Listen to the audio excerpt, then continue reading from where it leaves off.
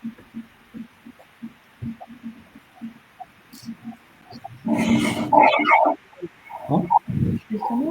Hey.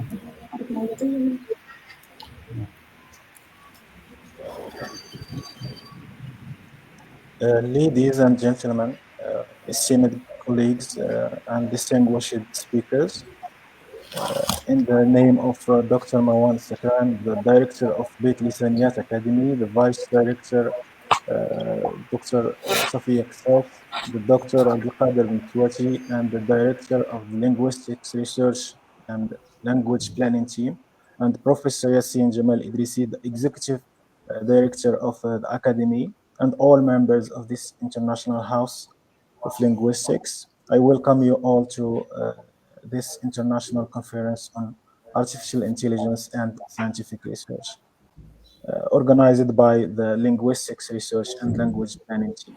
It's both an honor and a pleasure to see you, so many deducted professors and professionals gathering and following us today to explore the profound impact of artificial intelligence on our research practices and educational methodologies. As we navigate through an era of defined by rapid technological advancement, artificial intelligence stands out as a transformative force across human and social sciences, culture, linguistics, research, and multiple disciplines. This conference that will enhance our understanding and inspire innovative approaches to scientific inquiry. Throughout the day or throughout these sessions, we will examine a range of critical topics. Our first panel will focus on developing good research questions in the age of artificial intelligence, addressing how these technologies can assist us in formulating insightful inquiries while also highlighting potential challenges. Dr. Benzehaf, Bouchaib Benzehaf, will lead us through this important discussion. Following this, we will delve into the ethical considerations in artificial assisted literature reviews with Prof. Ismail Dahia, emphasize on the importance of maintaining ethical integrity as we integrate artificial intelligence or artificial intelligence powered tools into our research process. Dr. Aziz Qaisi will then guide us into exploring the thematic analysis of qualitative data, pushing the boundaries of traditional methodologies. In the second session, we will our focus to conducting literature reviews using artificial intelligence by Professor Aeraj Rime. This session will provide insights into the practical applications of artificial intelligence in stimulating literature reviews while addressing the challenges that researchers might face. Professor Bilal and Diaz will follow with a presentation on improving through artificial intelligence tools, offering us a glimpse into how these technologies can elevate our research outcomes. By the end, we will hear from Professor Mohammed Idrisi, who will discuss in embracing artificial intelligence uh, in English language instruction. He will highlight the artificial intelligence potential to enhance teaching methodologies and learners' engagement. Throughout this session, I encourage you all to engage actively in the discussions through writing your questions and comments within the live chat. Your insights and questions are welcome. Uh, as we embrace on this intellectual journey together, let us keep in mind that our goal is not only to understand artificial intelligence and its impact on research, but also to raise questions for future research. Thank you for being with us today. I look forward to this to an enlightening and inspiring conference filled with meaningful exchange of ideas. First, let us begin our first session with Dr. Bouchaib Benzehaf, the head of Department of English Studies at the Faculty of Letters and Humanities and at Shuaib Kali University in Jeddah. He holds a doctorate in second and foreign language learning from the same institution and actively involved in research through applied in language and culture studies lab, founding member of and Secretary General of the local branch of the Moroccan Association of Teachers of English, MATE. Dr. Benzehaf research focuses on language acquisition, multilingualism, and assessment with over 30 publications in national and international journals. His work has made significant contributions to the discussion of various fields. Let us join the presentation of developing good research questions in the age of artificial intelligence, opportunities and challenges by Dr. Benzehaf. Dr. Benzehaf, the floor is yours. Thank you very much. Welcome. Yes. Good. So, developing good research questions in the age of AI, opportunities and challenges is the title of my presentation. I'm pleased to be one of the panelists here with my colleagues and fellow researchers. Okay, following are the objectives of this presentation. So we will be speaking about the role of research questions in research. We will be distinguishing researchable and non-researchable questions. We will be speaking about the role of artificial intelligence in all this, how AI can help with the research question. Then the SEWA test, the significance, and the role of AI in determining the SEWA, characteristics of good research questions, operationalizing the research questions, AI-driven approach to refining the research questions, AI and ethical considerations, ethical AI use in the research, conclusion, and references and further readings. Well, we will start with what is research. Research, or one of the most simple definitions, is that it is a form of problem solving. Engaging in research is finding answers or is finding solutions to problems. So the first step in research is to identify the problem. What problem are you investigating with your research? Research starts with a broad topic which needs to be refined into a specific research question. So the research is finding solutions to problems. So the first thing is to identify the problem, and the second thing is to change the problem to a research question. In another way, what questions do we hope to answer with our research? This process involves identifying what interests you and what gaps exist in the current knowledge. Now we move to research questions. These are the foundations of any study. They shape the research design, methodology, and analysis. A well-crafted research question, according to White 2017, can determine the success of a project. Research questions guide the study and determine the research methodology, whether it is quantitative or qualitative, reflecting the direction and epistemological underpinnings of your research path. Of course, speaking about research methodologies, quantitative, qualitative, both methodologies have merit, but we need to decide which one suits our research problem.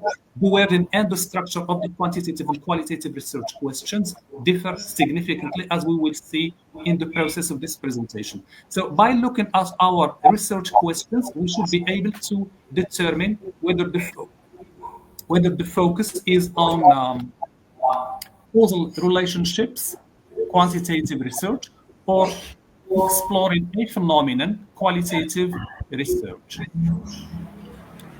The purpose of the research question is to communicate what will be studied in clear and concise and unambiguous terms. The research questions should be clearly and precisely articulated. That is, the variables should be specified, the population should be specified, the research setting or the context under the study, all these are to be clearly stated. Research questions, well, we can make a difference between quantitative research questions and qualitative research questions. So while quantitative research questions investigate causation, relationships, and correlations, qualitative research questions investigate experiences, meanings, perceptions, and or phenomena. Quantitative research questions usually start with how much, how many, because they're concerned with quantifying. They can also be started with what. For example, what is the effect of X on Y, or what is the impact of X on Y.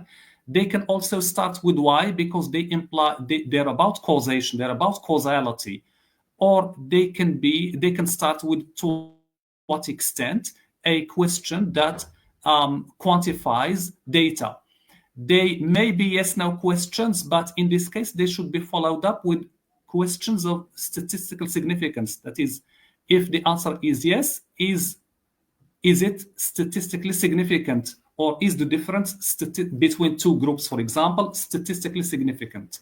They contain an independent and a dependent variable.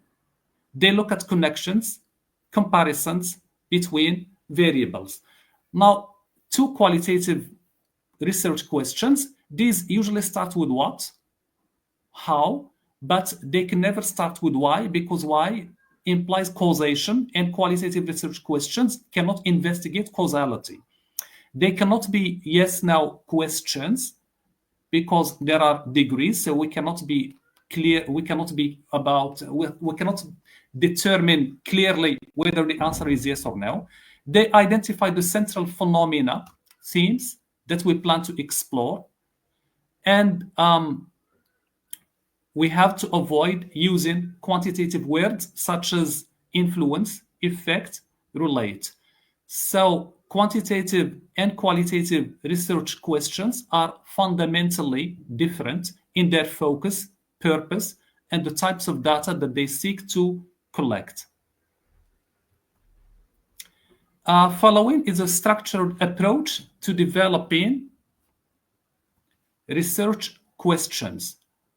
According to Booth et al. 2022, we're advised to start with an area of interest. And I think that the reason is clear, because we can never be able to maintain a topic that we are not interested in. So we should find a topic we're interested in, then we should read existing research to identify gaps, then frame a question that is specific, significant, and answerable. Keep refining based on new insights. That is, keep refining your research question. Keep probably, between brackets, changing it, modifying it in light of insights gained from, for example, the literature review or from the methodology. I have an exercise, a short exercise here to the audience. What is the best marketing strategy for electronic equipment? Is this a researchable question? Well, this is not quite researchable because it is very broad. Marketing strategy is not specified. Electronic equipment is also not specific here. So instead of this question, we can move to something like, for example, how do email marketing and social media marketing compare in terms of customer engagement in consumer electronics industry?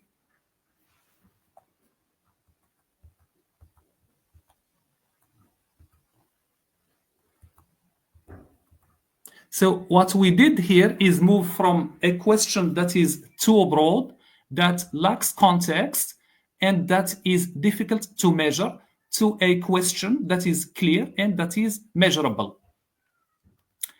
Let's look at this figure. Well, here we have a student and a professor. The student says, my research question is, what's the absolute best way to teach history to ninth graders? And the professor says,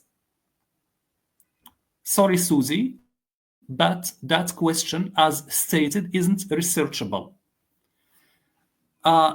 What we can observe here is that the question is not researchable because we cannot agree about an absolute best way to teach history.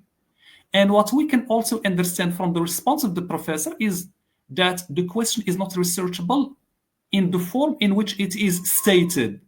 Sorry, Susie, but that question as stated. So what we understand is that we can only recast the question differently so that it becomes researchable. So in many cases, a research question is unresearchable because of the way it is phrased or it is stated.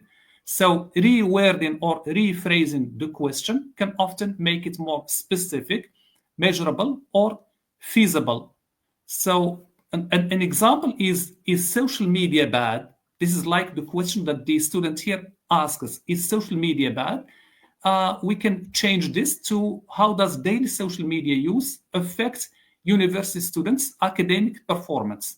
So I repeat, often it's a question of rephrasing the question to make it researchable. But there are some questions that are inherently unresearchable, such as those dealing with moral judgments or purely hypothetical scenarios. Non-researchable problems, these or non-researchable topics, these are too broad or vague. They could be questions for which answers are easily obtainable. They could be explanations of how to do something. They're vague propositions and value-based concerns. So for students doing research, before getting too far along in a project, they have to make sure that their topic is researchable, because the wrong research questions lead to wasted time and effort.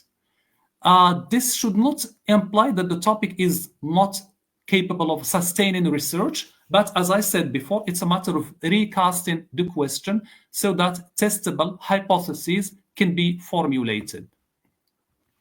Non-researchable, how to move from non-researchable to researchable questions. We start with this example. Does technology improve students' writing?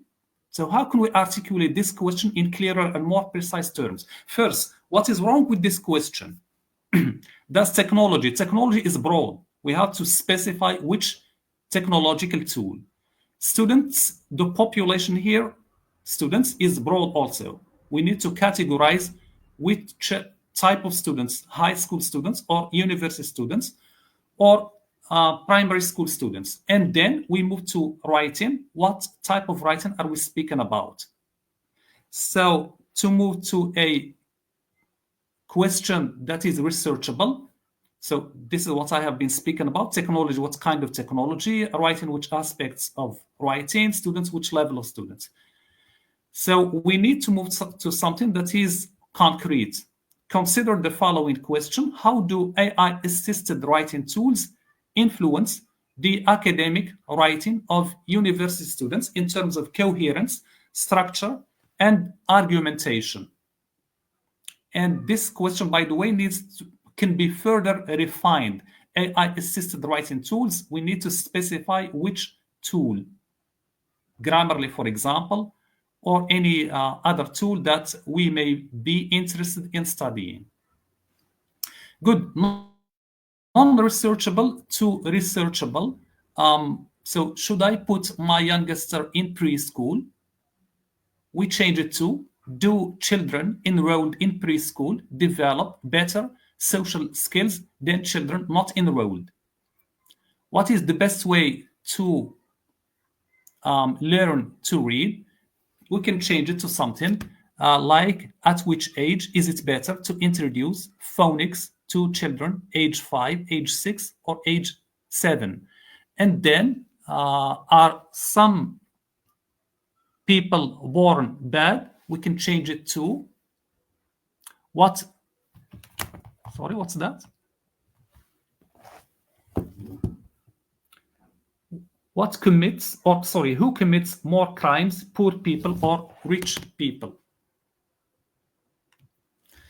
Well, what is the role of AI in all this? AI can help refine research questions by improving clarity, specificity, feasibility, and relevance. We start with number one, enhancing clarity.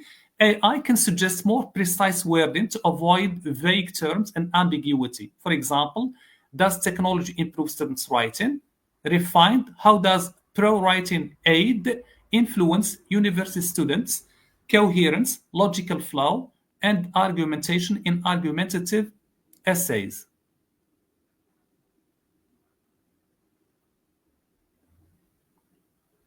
So AI helps us refine this question. Number two, increasing specificity. AI can help specify key variables such as population, intervention, and outcome. So you can use AI to specify these aspects. Number three, ensuring feasibility. AI can assess whether the question is too broad or too narrow. Ways to make it researchable. Too broad, how does technology impact education? Refined, what is the effect of Grammarly, or what is the effect of pro-writing aid on high school students' grammar, structure, and argumentation in persuasive essays?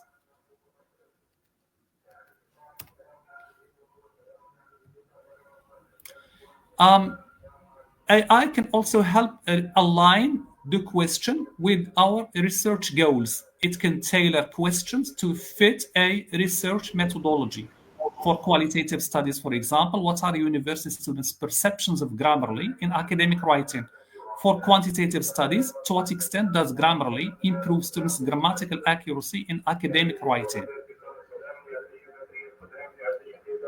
AI can also help with generating alternative research questions. It can suggest variations based on different research angles.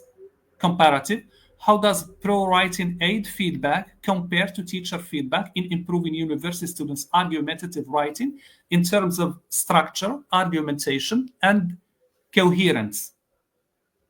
Or longitudinal research design, what are the long-term effects of using pro-writing aid on university students' grammar, coherence, and argumentation in their academic essays over the course of one academic year? So the role of AI in all this, it can help us improve clarity and precision. And to this end, we can ask these questions. Can you make this research question clearer and more specific? How can I rephrase this question to remove ambiguity? It can help us specify the key variables. To this end, we can ask these questions. Can you refine this research question by specifying the technology, writing aspect, and student level? How can I make this question more focused on academic writing? It can also help ensure feasibility. To this end, we can ask these questions. Is this research question too broad or too narrow? Can you suggest a more researchable version of this question? AI can also help us tailor the research question to our research methodology. To this end, we can ask the following questions. How can I adjust this question for a qualitative study? What would a quantitative version of this question look like? AI can also help us generate alternative questions. To this end, we can ask the following questions. Can you suggest different angles for this research question? How can I turn this into a comparative or longitudinal study?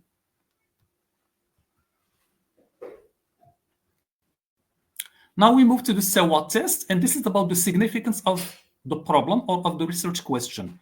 So if I'm studying X, And because I want to answer why, the significance, what can it be? That is, in here, we should think in terms of implications.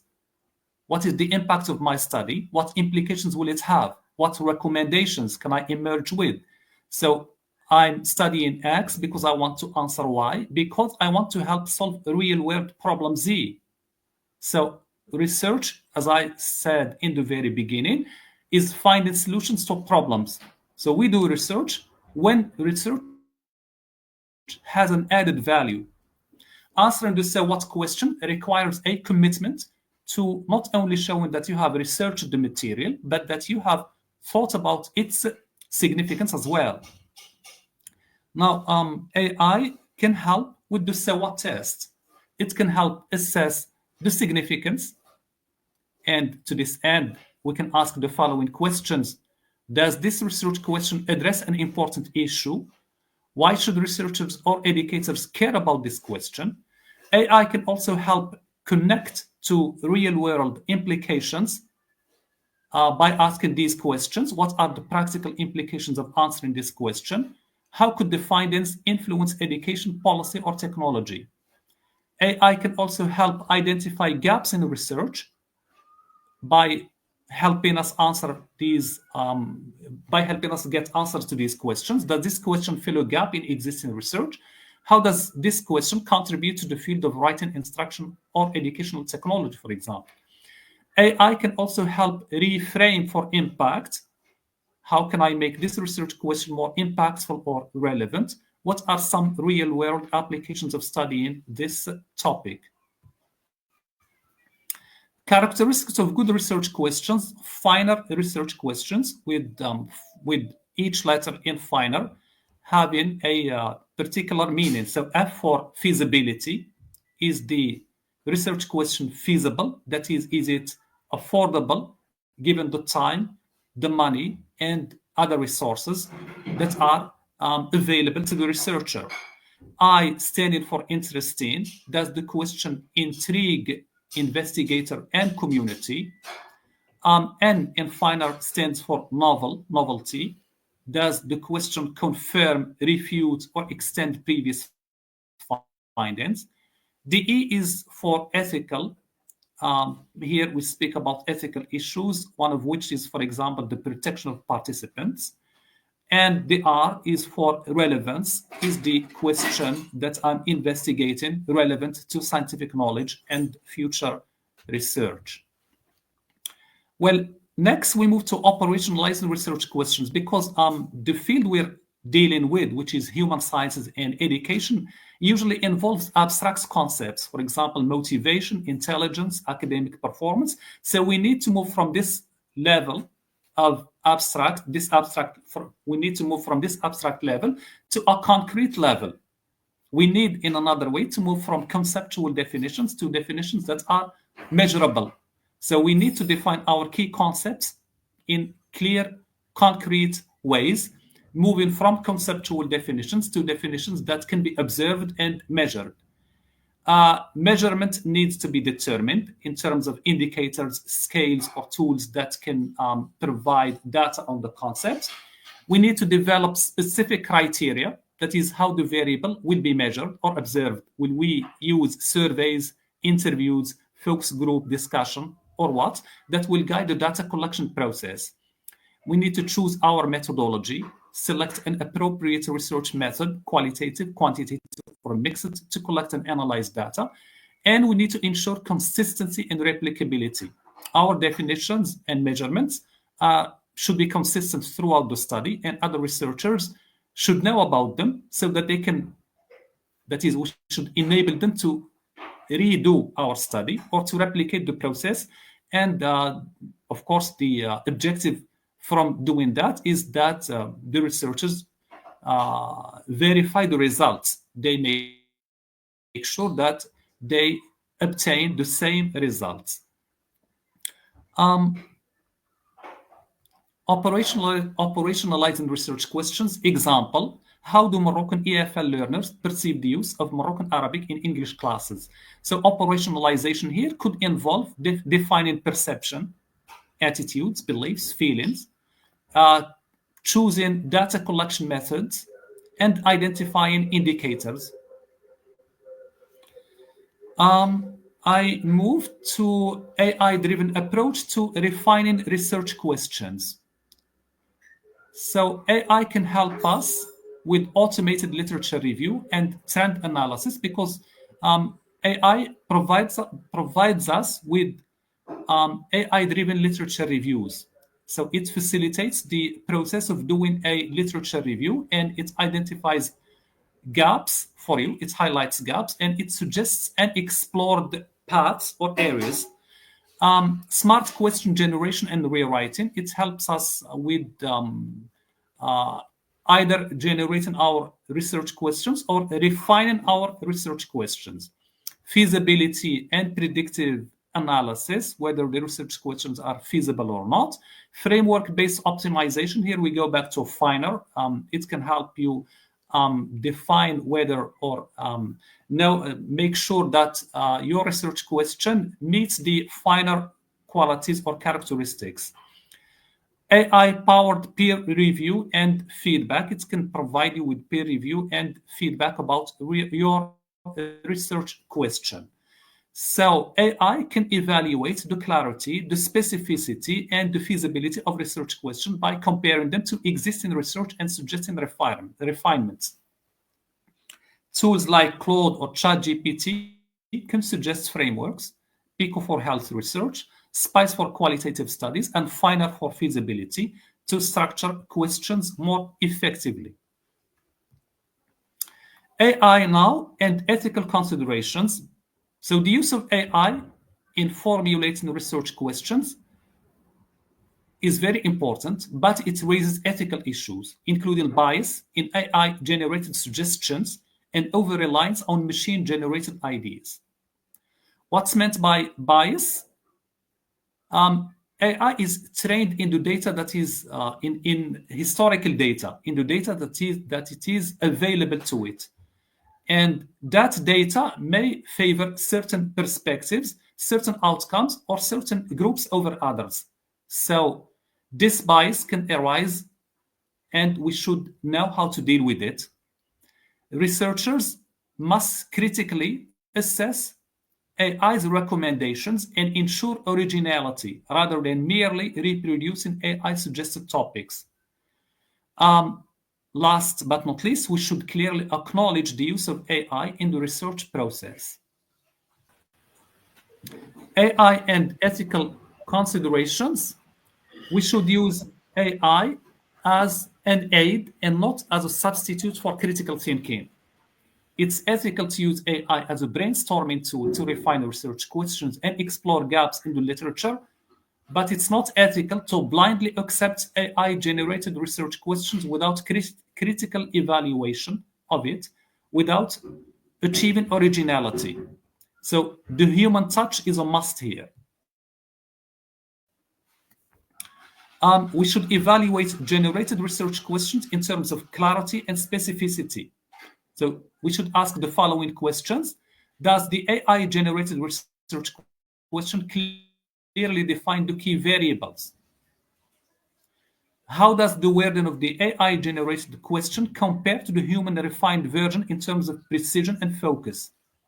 Number three, does the AI-generated question follow a recognized framework in human sciences, finer framework, or does it need human restructuring?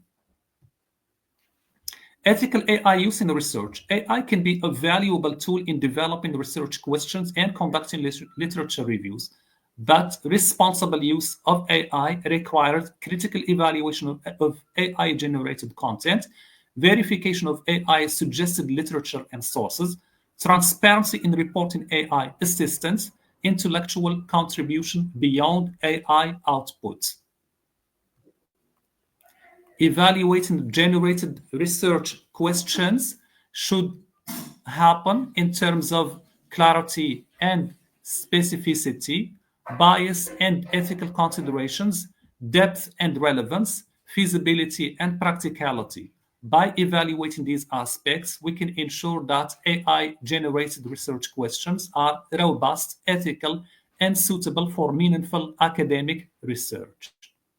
In conclusion, the ability to formulate good research questions remains a cornerstone of scholarly inquiry. As AI transforms the research process, it presents both opportunities and challenges. On one hand, so it has both advantages and disadvantages, or opportunities and challenges. On one hand, AI-powered tools help us enhance efficiency by aiding in literature reviews, generating hypotheses, and refining research questions. On the other hand, there are concerns such as algorithmic biases, data reliability, and ethical considerations. These require researchers to exercise critical thinking and methodological rigor. In view of this, researchers must balance the use of AI-driven tools with human expertise. A strong research question should be clear, focused, researchable, and significant, ensuring that it drives meaningful inquiry rather than merely reinforcing AI-generated patterns. So, as we continue to integrate AI into research, ethical awareness and methodological soundness will be crucial in maintaining the integrity of academic work. Ultimately, AI should be viewed as a complementary tool rather than a replacement for critical human judgment in research. With this, I bring this presentation to an end, following our references and further reading. Thank you very much, and good luck. Thank you, Dr. Benzehaf, for this insightful and rational presentation.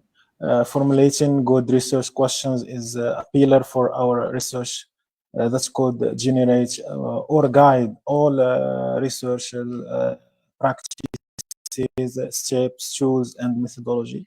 Artificial intelligence also or use can be also directed by the research question. Let's move very quickly to the Mr.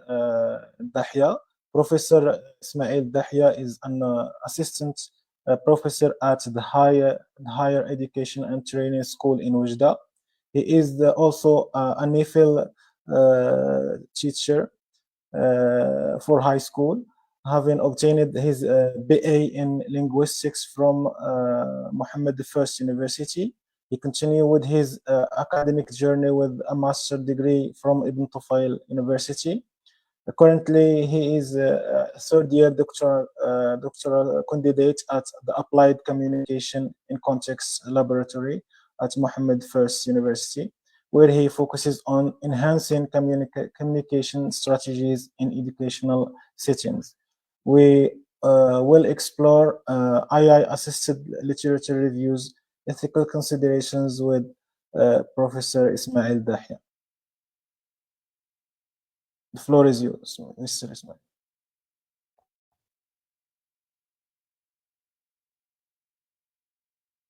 Please activate the mic, Mr. Ismail. We don't hear you. You need to activate. Yeah. Can you hear me now? Now, yes.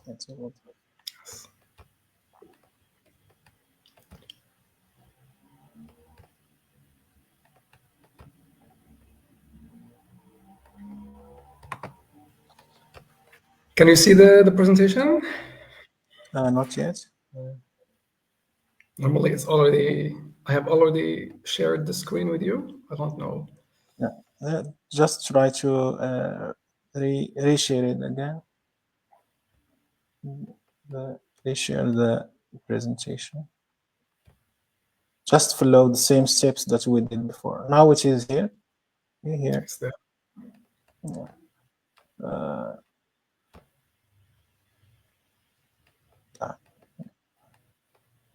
Can you see it now? Yeah, it's fine. It's okay. You can move on. Okay. Good afternoon, everyone. I hope you are doing great.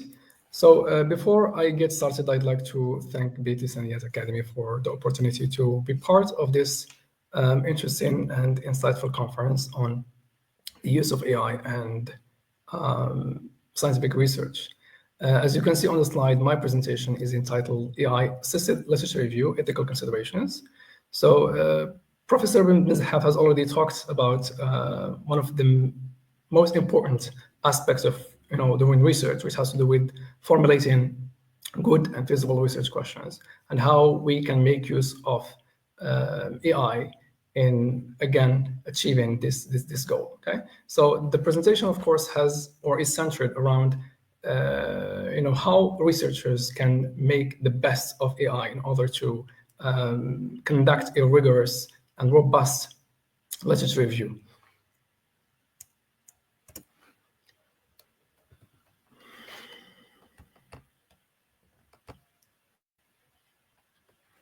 So the emergence of LLMs in the world has sparked, of course, various interests about the effectiveness of AI in the world. Okay, and so for the average, I would say AI enthusiast, we can use AI to do very simple tasks like writing emails and maybe try to I'd say. Give me 1 minute, please.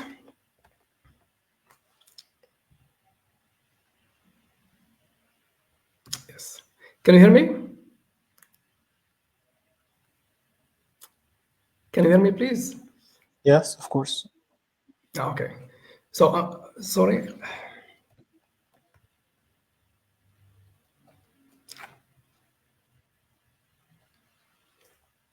I can't see the screen. Give me 1 minute, please.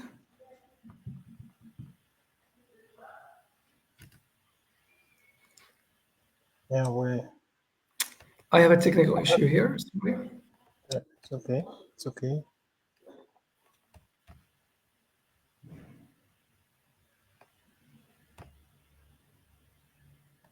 Normally, I can't see the screen. Can you see the screen? The screen is clear for us. We see artificial intelligence and scientific research. I Slide. can't see the screen. I think there's a technical issue here. Let me fix this, please. Yeah, it's okay. No problem.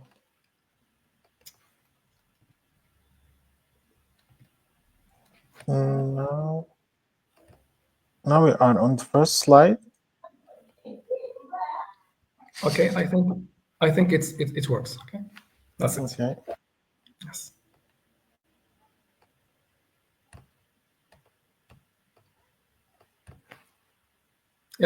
Yes, it works. Okay, sorry for the technical issue. So one of the reasons why I have taken it upon myself to focus exactly on literature review is because there are, of course, some serious problems that researchers, especially beginner researchers, that face when trying to do a literature review. Okay, and so I have conducted a comprehensive search for the most important elements within a literature review, okay, as they are summarized on the slide. And some of these elements, as you can see, is a comprehensive summary. And so if you consult any definition of a literature review, you'll find that an important element of the definition has to do with researchers trying to find different summaries of different articles that have been already done on a specific topic. Okay. And so what researchers generally do is that they read. So they have a list of reading materials that they need to do, okay?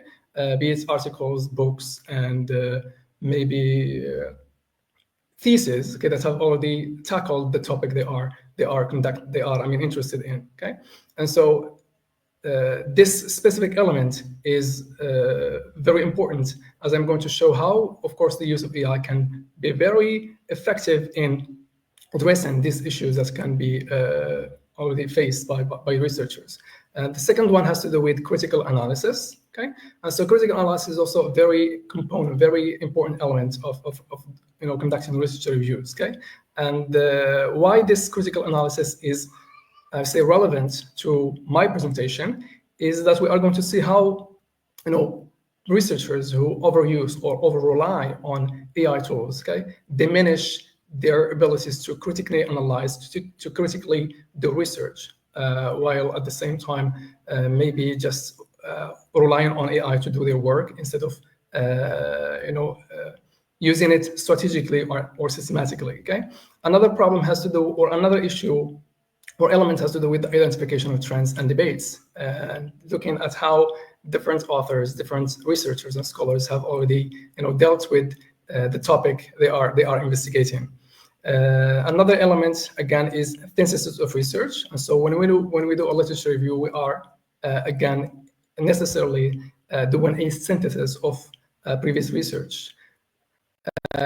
The second one has to do with contextualization. So contextualization is when the researchers, of course, when they are doing the literature review, of course, these researchers again need to contextualize the research, and the way they do that, of course, is by referring back to what has already been studied in the topic that the researcher is conducting.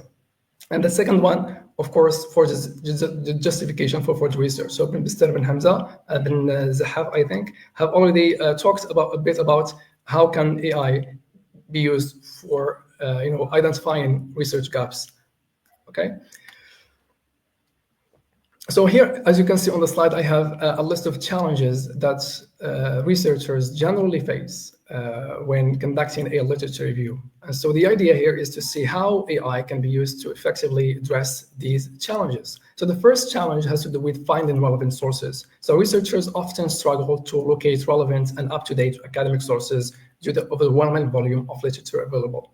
And so when researchers harness the power of AI, tools like ChatGPT and say Perplexity AI, Space, and many others. Okay, they can minimize the time spent on finding relevant sources.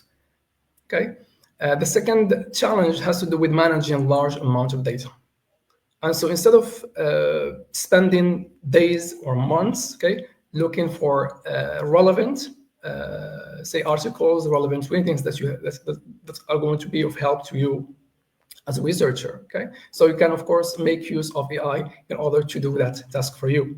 Okay, and of course there needs to be of course a complementary or supplementary I'd say relationship between the researcher and AI. So instead of over-relying or overusing AI to do the work for the researcher, they need to of course recheck and verify whether this, the articles are of course relevant to his or her field.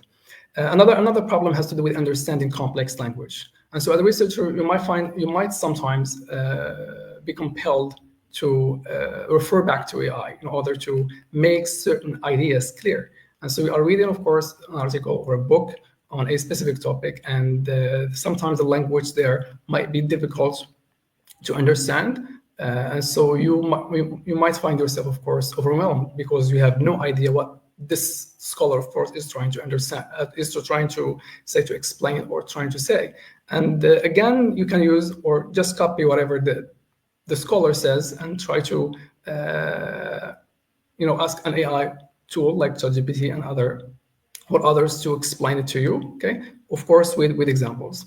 The second one has to do with synthesizing data. So researchers need to compare and contrast different studies, identify trends, and synthesize findings, which can be time-consuming. Okay, and so what most researchers, of course, might think that doing a literature review would be just looking for articles, reading certain articles or books or materials, okay, and then try to copy and paste whatever is there into the research. When I say copy and paste, it might also include, for instance, maybe paraphrasing, or even if you are citing what you are reading, doesn't mean that your literature review is of rigorous value or of, say, effective value. And so what you need to do, of course, is to synthesize whatever you are reading, okay? And this synthesizing data is very important, as here the role of AI will be very limited. And so yes, AI can be of use to you as a researcher when it comes to, even as Mr. Benzehaf said, formulating questions, good and final research questions. It can be of use to you when it comes to finding relevant articles, finding relevant scholars who have talks on the topic you are researching. But again, this AI cannot be of any use, cannot be very effective when it comes to synthesizing data. Okay, and so this stage, of course, is very important as it requires from the researcher to do all the work by themselves. So here at this stage, again, the use of AI is very limited and is of less use compared to other stages of the research. Another issue or challenge of the literature review is when it comes to, I'd say, the different sections that you are going to include in your literature review. Okay, and if you are, for instance, I'd say researching a topic, for instance, as I can say the use of AI in education. Okay, so what sections are you going to include as part of your literature review? And as I said, many researchers struggle with structuring their literature review logically. And here, of course, comes the role of AI. And so you can choose whatever AI tool you want. Of course, it must be one that is, I say, systematic and reliable. And it can, of course, give you a number of versions of how your research or your literature review should be or must be, I'd say, structured. Another problem, again, has to do with plagiarism. So incorrect citations, formatting, and intentional plagiarism are common issues in academic writing. And so sometimes researchers have plagiarized and they have no idea that they have plagiarized. And sometimes, again, there might be problems with how a work, a book maybe, or an article is cited. And so again, researchers can take it upon themselves to just refer back to an AI tool that can help them through this process step by step. And of course, it can identify whether there are any problems with how your work is structured, any problems about how work is, again, cited or referenced. Another issue, again, here is proofreading. So many researchers may be unaware of existing grammar clarity and coherence issues within the literature review. Okay? And while there are some, I say, some websites that can offer this the ability to proofread your work. Okay, these websites may not be, of course, very reliable, and so you can make use of AI tools to do the work for you. And of course, as I said before, there must be a supplementary or complementary relationship between you as a researcher and an AI. And so you cannot, of course, take for granted whatever is given to you by AI. And so you have all the time to check maybe the grammar, check the language, check the coherence of the ideas presented, check even the truth, the truthfulness of the information this AI provides. Another aspect or challenge has to do with synthesizing data. So researchers need to compare and contrast different studies, identify trends, and synthesize findings, which can be time-consuming. As I said, doing research or doing a literature review is not just about reading articles or books and try to summarize and copy and paste whatever in your research. So again, research or good literature review requires from you as a researcher to synthesize the data clearly and to show how the different ideas that you have included in the research compare in terms of, for example, of maybe how they are going, for instance, to add to the existing research, or whether you are going to say criticize certain methodologies that have been misleading or that were maybe insufficient in certain areas of the research. So for research and ethics. So as a definition, ethics in research refers to the principles and standards that guide responsible and morally acceptable conduct in scholarly investigations. And it involves ensuring honesty, integrity, transparency, and respect for human and intellectual rights throughout the research process. So again, the relationship between research and ethics is very important. And so while, as I said, there are many researchers who make use of AI in their, process of doing research, most or the majority of them are, of course, unaware of the ethical considerations that must be considered when they are doing research using an AI tool. And so these ethical considerations, of course, may be violated either intentionally or unintentionally. And we are going to see some examples of that. So before I move to some of the rules of thumb that must be considered by researchers doing their literature review. Okay, so here are some of the most widely used AI tools, especially when it comes to doing a literature review. So we have, for instance, SciSpace, we have Elicit, Perplexity AI, ChatGPT, ChatPDF, Grok AI, Consensus, etc. So for SciSpace, for instance, one of the best AI tools ever, especially for researchers who are having problems finding relevant and up-to-date resources for their work, for their research. Okay, and so what this SciSpace, for instance, does is that you just write maybe your research question or maybe the title of your research, and then it will give you a list of all the articles that are relevant to that specific title. And again, you can choose whatever article you want, and you can ask questions about that specific research. You can ask questions, for example, about the methodology used in that specific article. You can ask about the results of that specific research. You can ask, for instance, about relevant other questions that might be, of course, of use to you as a researcher. Okay, and we have again Elicit that can pretty much do the same thing. Perplexity AI, ChatGPT. You are already familiar with the different or the myriad uses of this tool, especially in research purposes. And then we have ChatPDF, which again can allows researchers to just upload a PDF, article, book, whatever reading material you have. And then you can ask questions, again, like SciSpace. You can ask questions about maybe the research gap existing in that specific article. You can ask questions about the literature, the different scholars mentioned in that literature review, along with many things. So here are some rules of thumb for researchers doing the literature review, okay, using AI. So again, don't use AI to write sections. So AI-generated text lacks originality, critical thinking, and scholarly insight. So using AI to write entire sections of research questions, such as a literature review, methodology, or conclusion, is unethical and may result in misleading or low-quality work.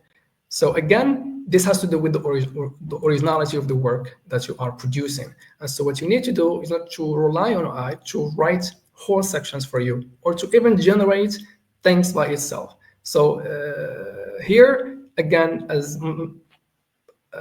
I will show you again, we need to use AI just for very simple but important stages of the research, and this has to do with brainstorming again ideas. Okay, locating relevant and important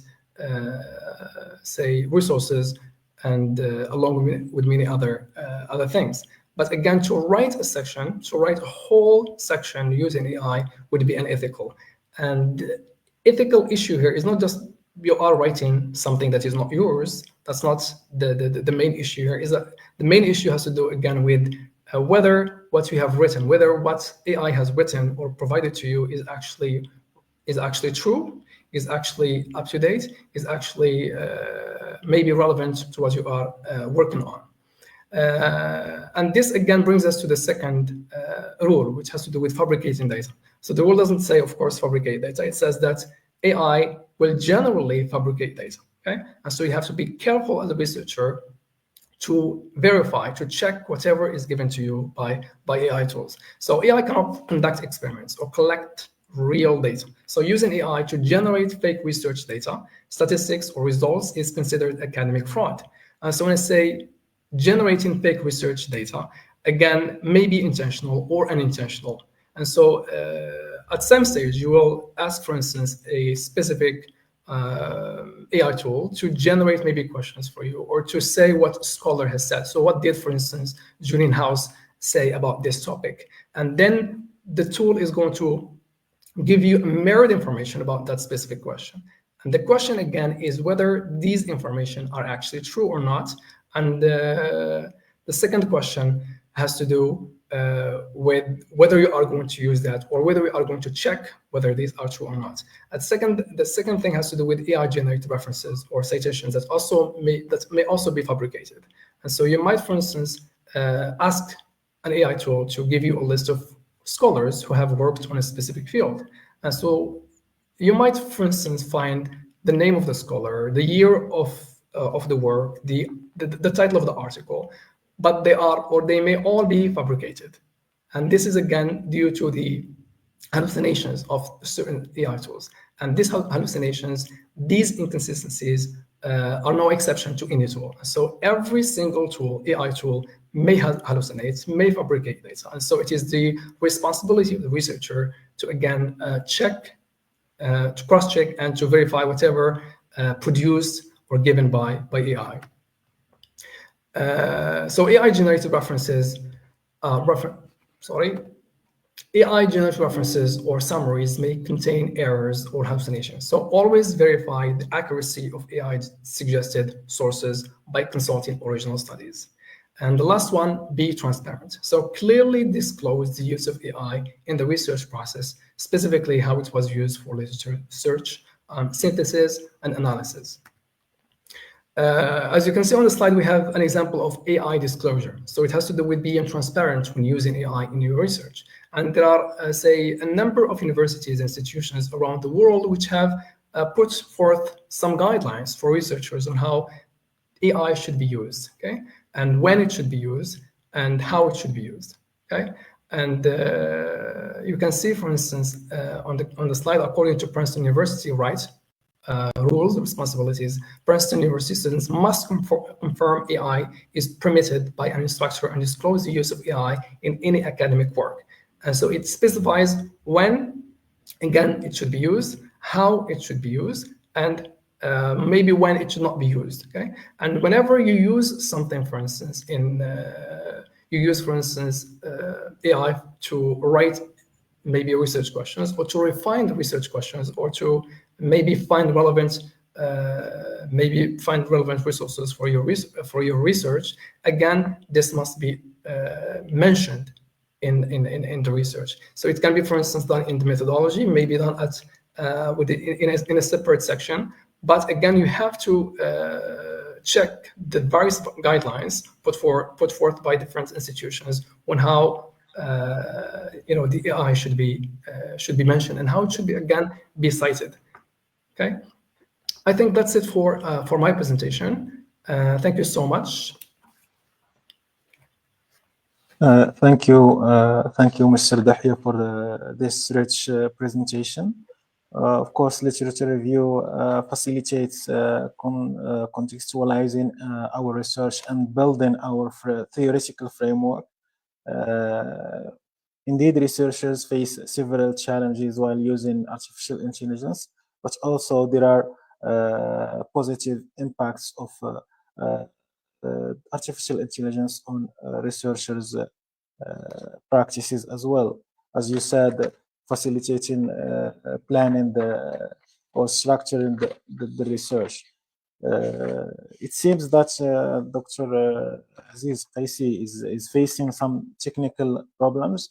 Therefore, we can move to the discussion of the two previous presentations before we go to the second session. Dr. Benzehaf, if you are here with us. We have Mr. Ismail as well. Yes. Yes, we have some questions that. Yes, okay. We have some questions that some followers have. Good. For example, we have Mr. Mohammed Haddawi says, does artificial intelligence facilitate the task for researchers or kill creativity and higher order skills such as critical thinking? Well, the answer is yes, it does facilitate the process of research because it can do things that humans cannot do. It can process it can process tons of information. But does it create creativity? I don't think so. We need to exercise our critical thinking. We need to exercise our creativity because as went in the process of my presentation, in the process of my colleague, Professor Dahia, we need to evaluate the information that is provided by artificial intelligence. artificial intelligence can sometimes hallucinate and give you fabricated data. So you need to evaluate that information that's provided against credible sources, against trustworthy sources, and pass your judgment. Artificial intelligence also cannot be treated as a co-author, but just as a tool that helps and as a tool that sometimes fails. So it does facilitate the process of research, but we need to exercise our judgment regarding the reliability of the data by comparing the data, trustworthy sources. That's it. Thank Yes. you. Thank you, Dr. Benzehaf.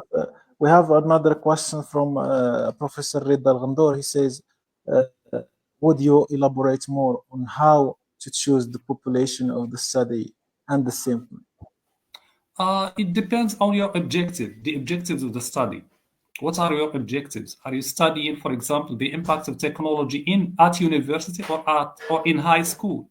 So if your objective is to investigate, let's say, the impact of technology at university, then the population is the university students, and then you should choose your sample from that population. For quantitative research, there are rules, in fact, but let me pass this simple rule that 100 is enough. 100 participants is quite a good size number. For qualitative research, the criterion is saturation. We continue to collect data until no new themes emerge, until no new information produces itself. So we stop there. If the population is homogeneous, I think that something between 10 and 20 can be enough. If the population is heterogeneous, then I think that we can go up to 30. But the criterion is data saturation. When we continue to collect data until we stop receiving new information. Thank you again for your insights. And we have another question from Professor Jawad Mazouzi. He says, if the researcher use the research question refined by artificial intelligence, would it be considered a form of plagiarism? Well, I have spoken about transparency, and Professor Dahia has also spoken about transparency in disclosing the use of AI. Where there's nothing wrong with using AI, but you have to acknowledge the use of AI, and you have also to explain how you used it. Okay, so don't stop at acknowledging the use of AI, but also disclosing, and this is something that has been emphasized by Professor Dahia, disclose how you used AI in your research. So it qualifies as a kind of plagiarism. It qualifies as a kind of plagiarism if you don't acknowledge, if you're not transparent about the use of AI. And let me also add that it's hard to qualify as plagiarism because AI is not a writer, is not an author, but just as a tool, just a tool. But still, we have to acknowledge the use of this tool. Can I say something? Yeah. So even though actually it's not a writer, but again, plagiarism has to do with maybe saying that you have written something that is not yours. And so when you use AI, for instance, to generate, as I said, something, not to refine what you have already written yourself, to generate something, I think it counts as plagiarism. And again, you mentioned the fact that acknowledging that you used AI is not enough, which is of course very true. And you have to acknowledge the use of AI, and you have also to acknowledge the stages at which you used that AI and how you used it. So you must, for instance, there are some international academic guidelines for AI use that states that you have to, not just acknowledge, as you said, the use of AI, but again, to provide the output and the input, meaning the prompts that you used to ask AI to generate certain things. Okay, so again, this differs from from different academic institutions. For instance, Elsevier says that AI should not be used at all, even for the refining, for maybe refining something that you have already written yourself. It's not allowed to use it. Okay, and there are of course other academic institutions that may allow, for example, AI tools to be cited as maybe as I would say reliable sources. So you can, for instance, cite something that AI has written for you, and in references you include the name of the tool. So ChatGPT or Perplexity AI or whatever tool you used. You also use maybe the prompt and the year or the time when you use that specific AI. Thank you, Professor Dahia. I can't agree more. And there are some journals now that tolerate the use of AI, that just want a disclosure of this. There are some journals that that require that you mention using AI in acknowledgement. I acknowledge using AI in this to write or to refine this section. Or to refine language. Yes.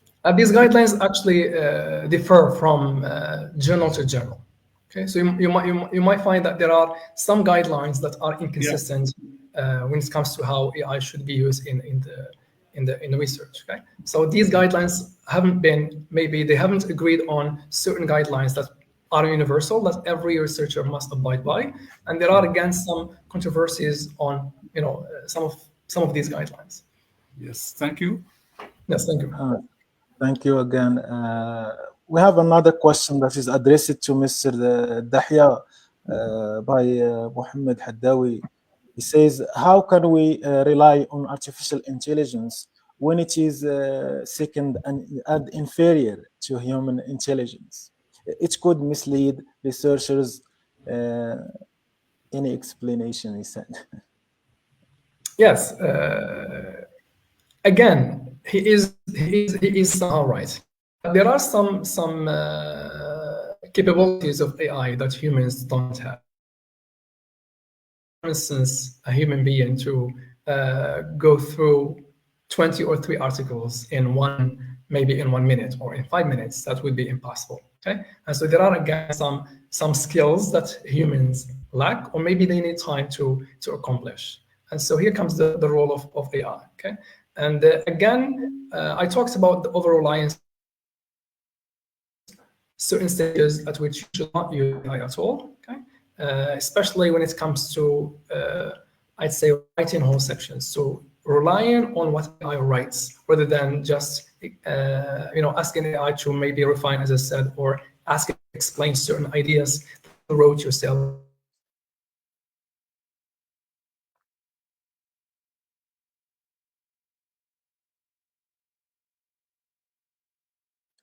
It seems that Mr. Dahia is facing technical issues as well. So let's move to some other questions. If you have any questions or ideas that you can add to the discussion, Dr. Benzehaf, we have other questions. For example, Yes. what are some ethical considerations that researchers should keep in mind when using artificial intelligence in formulating their questions? Well, same ideas that we have been speaking about. They should keep in mind that AI is not a co-author, that it is a tool, that it makes mistakes sometimes, that it hallucinates, that it fabricates. So they should use this tool in a critical way or with a critical mind. They should that is exercise their critical thinking. They should evaluate the information against trustworthy sources. They should also seek expert opinion. Researchers, in fact, should work together. So we could exchange our data, we could exchange that information that's provided by AI. We can evaluate it in groups, in teams. So we should work in teams. This is very important. Okay, thank you. Are there any artificial intelligence tools that you found beneficial and you can recommend using them in formulating research questions? Professor Dahia mentioned some. I think that the most widely used one is ChatGPT. I think this is the most widely used. Of course, there are other tools. We can, I don't know whether, can we speak about NVivo as an artificial intelligence? Probably. Yes. Indeed, So it NVivo is contains widely used yeah. by qualitative researchers to analyze their qualitative data. And there are other tools that Professor Dahia spoke about. Okay, thank you, thank you. What challenges you have encountered when integrating artificial intelligence into the research questions formulation process, and how can these challenges be overcome? Well, sorry, I have not so far used ChatGPT to formulate my research questions, because ChatGPT for me AI is new, and I have just been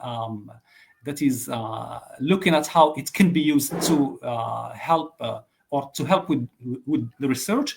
I have also looked at some YouTube videos by Professor Mark Saunders, the professor of research methods who came up with the research onion. He has a video in which he speaks about Gen AI research questions. And I followed that video. It's interesting. I think that I followed the way he explained how to use AI in research, how to use AI to generate research questions, and how to use AI to refine research questions. I think that the audience can track this YouTube video by Professor Mark Saunders and learn from it. They can also, of course, learn from these presentations that we're giving here today. Thank you Thank you. so much, Ms. Benzehaf, for all these ideas that you shared with us today. Let's move to Mr. Dahia again. Mr. Dahia, could you elaborate on the specific ways artificial intelligence tools enhance the efficiency of literature reviews, and how do they compare to traditional methods in terms of time and accuracy? Okay, so the most important thing when you have, for instance, we have research to conduct has to do with the title. So you have a title, you want, for instance, to identify the research gap. Okay, you have some research questions, and the research questions lead you to, identifying the research gap. What you are going to say focus on exactly. Okay, and again, to identify the gap, the research gap, you have to do a lot of readings. So it might take you again weeks and weeks to just identify the research gap, and this is because you will be required to read, I say, tens of articles and books, okay, on that specific topic of yours, and this again can be easily done using again reliable AI tools like ChatGPT and Grok, the recently emerged AI tool. Okay, and so AI in this case can reduce the amount of time spent on works or tasks that can be easily done, okay, in a minute or in 5 minutes, okay. And even though if it takes 1 day to do, you will still have again the time to verify whatever given you by the AI, okay. And this verification comes, for instance, when you just check whether the sources, the scholars given by the AI are actually true or not. And so I have come across, for example, some issues with the use of AI. For instance, you might ask ChatGPT to give you maybe scholars who specialize in translation, for instance, okay? And you take that scholar, you go to Google and try to find out whether this scholar has actually said what AI purports to, okay? And then you find out that this scholar doesn't actually exist, that the title of the work given by AI doesn't actually exist. So everything is propagated. Yeah, Everything is propagated. Yeah, Yeah, this is so hallucinations. hallucinations. Yes. Okay. As I said, there are no exceptions to to any AI, okay? When it comes to hallucinations, when it comes to the fabrication of data, okay? And so if you, for instance, use a fabricated data, okay, AI will not be held accountable for that. So you will be held accountable for whatever misuse, whatever misdemeanor comes from your part. So it is your responsibility as a researcher, again, to cross-check, to verify all the data, all the resources, all the information or the ideas presented or produced by AI. Thank you. In your opinion, what are the key skills researchers should develop to effectively integrate artificial intelligence into the literature review process while maintaining the integrity of their research? There is a new skill now that's emerged with the emergence of AI, okay, which is prompt engineering. And so sometimes you might have experience, for instance, you ask AI to a question maybe, okay, and you find out that the question is maybe misunderstood or misinterpreted by the AI tool, okay, and again you try to rephrase the question, and the more you rephrase, the more you detail, the more accurate, maybe satisfying the answers are, okay. And so as a researcher, we have to know how to communicate with AI to use them in your advantage. Thank you so much, Mr. Dahia. Thank you, Mr. Professor Benzehaf. Now let's move to the second session, where we start with Professor Rime, who is a PhD student and a university lecturer at the Faculty of Letters and Human Sciences at Hassan II University of Casablanca. She holds a master's degree in applied linguistics and English language teaching from the Faculty of Sciences of Education at Mohammed V University in Rabat. Her research interests primarily focuses on language policy and bilingual education. The floor is yours, Ms. Reem. Thank you for your introduction, Professor Ben Isa. So, good afternoon, everyone. I hope that you are all doing well. I would like to take this opportunity to thank each person that has contributed to this academic exchange. I'm really happy to be among you today. So, today's presentation, I'll be discussing the role of artificial intelligence in conducting literature reviews, a process that is fundamental in academic research.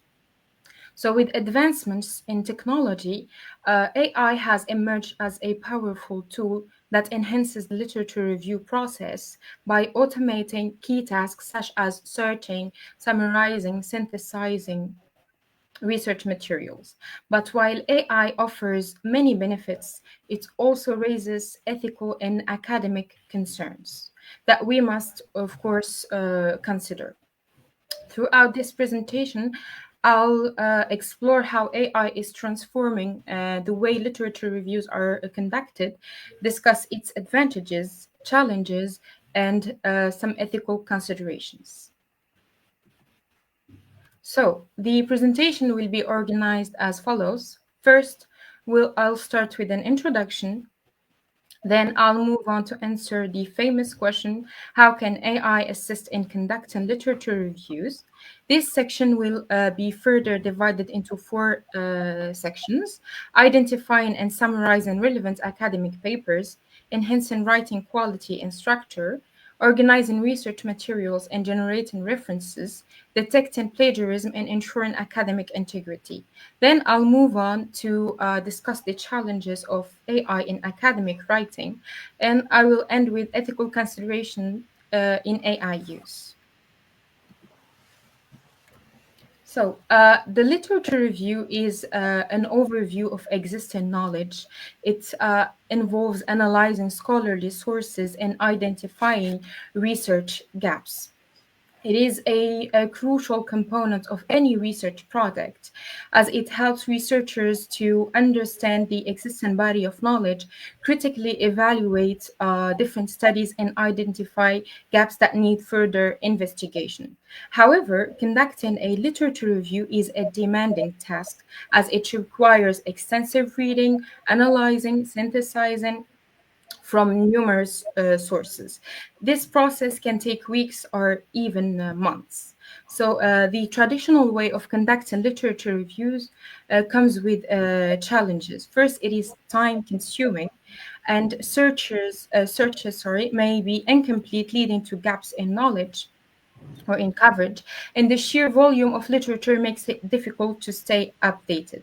These factors together make the literature review one of the most intellectually demanding stages of research. So, with these challenges in mind, how can researchers improve the efficiency and accuracy of literature reviews? This is where AI comes in. So AI is revolutionizing the way research is being conducted, offering new ways to enhance literature reviews. AI reduces the burden of time-consuming tasks, allowing researchers to focus on deeper analysis and critical contributions to their field. AI tools can help improve efficiency and accuracy in conducting literature reviews. And AI-based literature review tools help researchers save time by automating key literature review tasks, for example, searching for relevant studies, filtering and selecting key papers, analyzing and summarizing findings, and synthesizing information into structured outputs. But how the question that arises here is, how do these tools work in practice? Let's explore some key functionalities. So first we have identifying and summarizing relevant academic papers. One of the biggest challenges that researchers might face in conducting literature reviews is identifying relevant sources, reading, synthesizing, summarizing large volumes of academic work. Here, AI-powered tools can assist researchers in finding, organizing, summarizing academic sources more efficiently. So they can categorize research papers based on relevant citations and keywords. They automate systematic reviews by detecting recurring themes and patterns across studies, and they can extract key points from research papers and generate structured summaries of multiple sources, helping researchers save time. Here we can take, for example, the tool of connected papers, which is a tool that visualizes relationships between studies, helping researchers map out trends in their field. Another example can be ChatDoc, which is a tool in which the researcher can upload any research article or research paper and ask questions about research gaps, methodology, etc. So beyond content retrieval, AI can play a key role in refining and enhancing writing quality and structure. AI tools can assist researchers in improving writing quality and grammar accuracy, enhancing clarity and readability, organizing literature review structure, and enhancing clarity and coherence. Tools, for example, like Grammarly, ChatGPT, or Quillbot, can help ensure clarity, coherence, and grammatical accuracy. We have also the example of the Hemingway editor, which can highlight overly complex sentences and improve readability. So, with these tools, researchers can produce clearer, more polished, and well-structured literature review. Now, let's look at how AI helps with managing research materials and citations. Managing sources and formatting citations can be tedious, but AI-powered tools streamline the process. AI tools like Cite This For Me and Paperpile generate citations in different styles: APA, MLA, Chicago style. In addition, reference management tools like Zotero, EndNote, and Mendeley integrate AI to automatically format citations and help researchers organize references. So these tools can save time, minimize errors, and enhance research efficiency, ensuring that citation formatting is both accurate and effortless. But proper citation alone isn't enough. We must also ensure academic integrity. So the next point is detecting plagiarism and ensuring academic integrity. AI-powered tools like Turnitin, Grammarly, and Copyscape can detect plagiarism by comparing text against extensive databases. AI identifies paraphrased or improperly cited content to uphold academic integrity. Some AI tools provide real-time feedback on citation issues and potential unintentional plagiarism.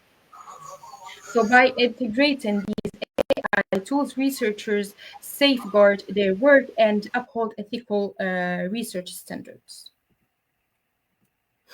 So while AI can offer advantages in academic writing, it also presents several challenges and risks that researchers must navigate. First, the first challenge that we might discuss is the impact on critical thinking. So the over-reliance on artificial intelligence can reduce engagement with complex ideas, affecting analytical skills. The next challenge is privacy and security. Some AI tools collect user data, raising concern about confidentiality and ethical data use. Next, we have factual inaccuracies. AI-generated summaries or citations can sometimes include errors or hallucinated information. Next, we have the over-dependence on artificial intelligence. So the excessive reliance on AI may lead to a decline in independent research and writing skills. The next challenge is the ethical considerations. So the use of artificial intelligence in academia raises questions about fair use, transparency, and accountability. Last but not least, the loss of originality. AI-generated text may result in formulaic writing that lacks personal insight and innovation. Given these challenges, it's crucial to use artificial intelligence as a tool to support research rather than replace critical thinking and originality. Next, let's explore the ethical considerations of AI use. The growing use of artificial intelligence in academia brings several ethical concerns that require careful attention. First, we have academic integrity.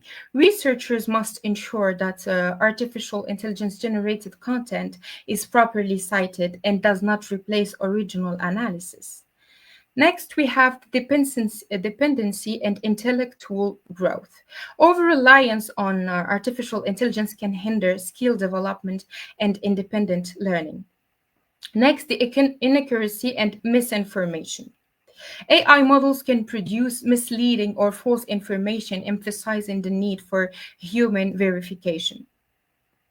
And last, we have the responsibility for misuse. Researchers must be aware of ethical guidelines when using AI to avoid academic dishonesty.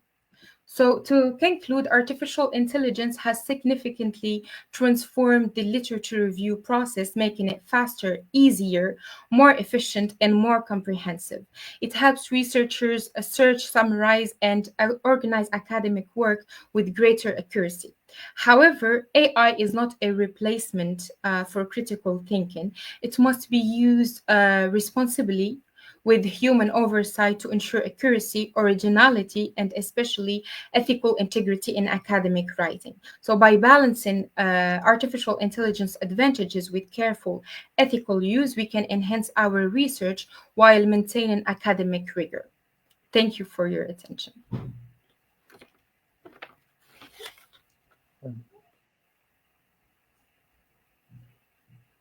Thank you, Professor Rime, for your insightful presentation. Artificial intelligence indeed facilitates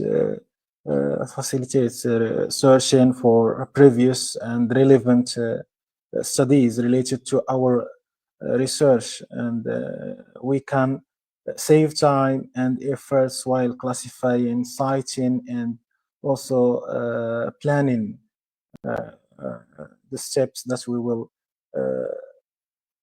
go through while conducting the research. Thank you for sharing your, some tools that researchers can use in their research, as you mentioned, the connected PDF. So it's very useful tool.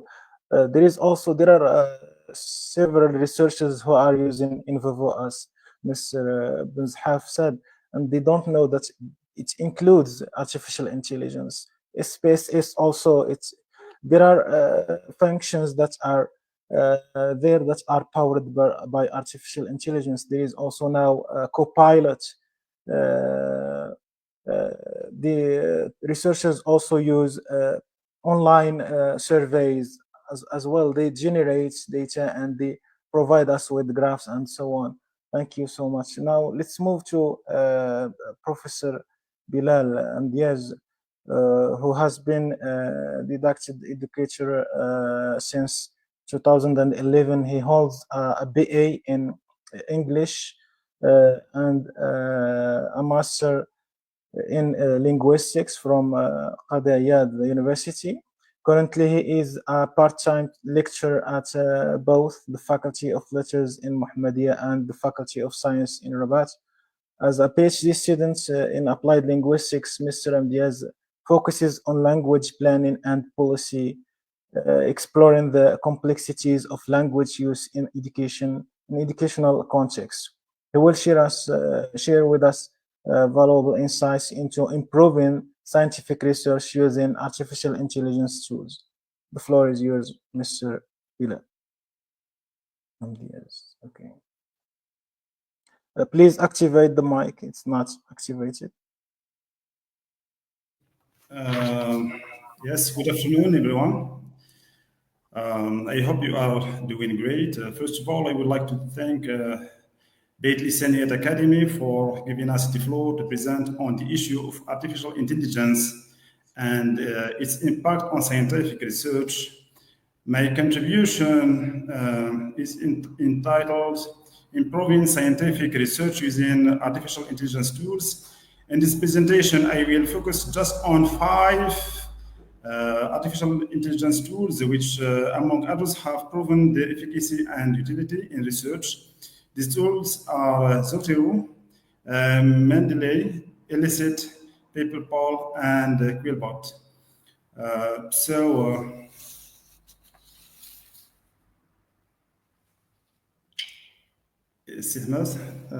Concerning introduction.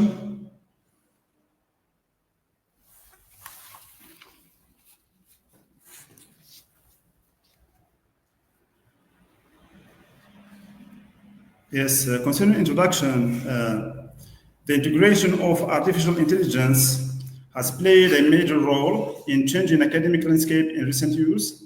The rapid development of artificial intelligence is transforming how researchers conduct studies, manage research reviews, and analyze data using artificial intelligence research tools. Actually, these tools use machine learning, natural language processing, and predictive analytics to enhance research efficiency and accuracy. With artificial intelligence-powered research tools, scholars can discover new studies, extract key insights, and organize data with minimal manual efforts. This presentation investigates features, advantages, and weaknesses of AI tools. Simultaneously, it suggests how to make fair use of AI tools for enhancing research, namely, as I have mentioned earlier, Elicit, Zotero, Mendeley, Quillbot, and PaperPal. Concerning the first one, concerning the first tool, which is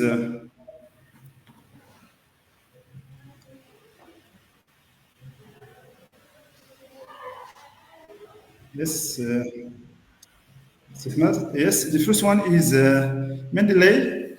Mendeley is a powerful reference management software that offers a range of features to help researchers, students, and academics organize their research papers, articles, and other sources in digital library. It was founded in 2008 by a group of PhD students who were struggling to organize and manage their research papers and citations.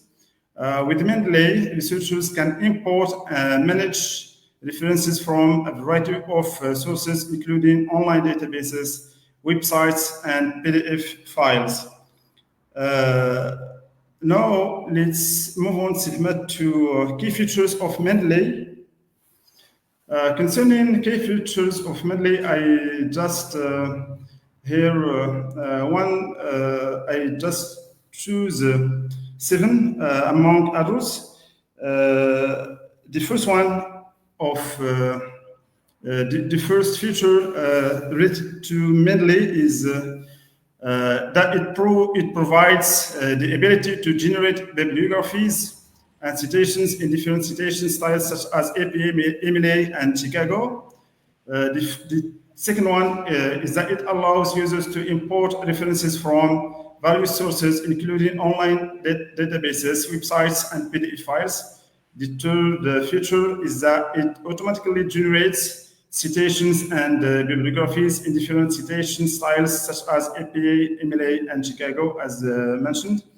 The fourth one is that it facilitates reading, annotating, and highlighting PDFs. Since Mendeley PDF Viewer allows users to read, annotate, and highlight their PDFs within their citation library, this can help users stay organized and keep track of their notes and thoughts. This fifth one is that it assists in importing papers from other research softwares. Mendeley allows users to import papers from other research softwares such as EndNotes and RefWorks. And here I just want to add that both EndNotes and RefWorks are reference management software packages used to manage bibliographies and reference when writing reports, articles. And the only difference between these two is that RefWorks requires no downloading, since it is accessed via just a username and a password. And the sixth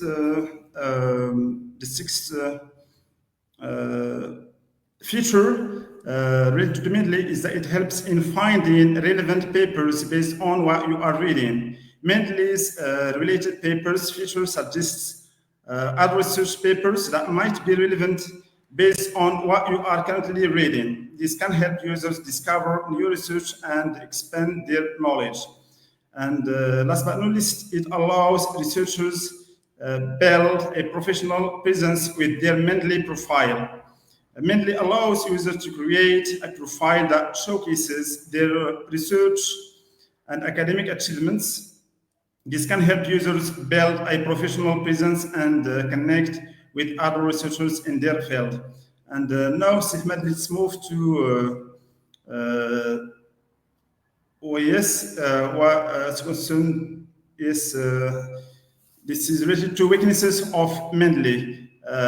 In the first slide, I have mentioned, let's say, pros or advantages of Mendeley. Now, in this slide, I will focus on weaknesses of Mendeley. And here, I just depended upon 7 weaknesses relating to Mendeley, which are the following. The first one is that it cannot detect duplicate references of PDFs. The second one is that it is not compatible with Google Docs. The third one is that it is no longer provides desktop option like other tools can provide. And the fourth one is that it is no longer provides updates for desktop option, and it has limited annotation features. The sixth limitation or con, if you want, is that it is limited to free storage. It has just only 2 gigabytes for cloud storage, and the last one is that it requires users to create an account to use the software. And now let's move on to the second tool, which is Zotero. Yes, it is well known, and it is used by researchers.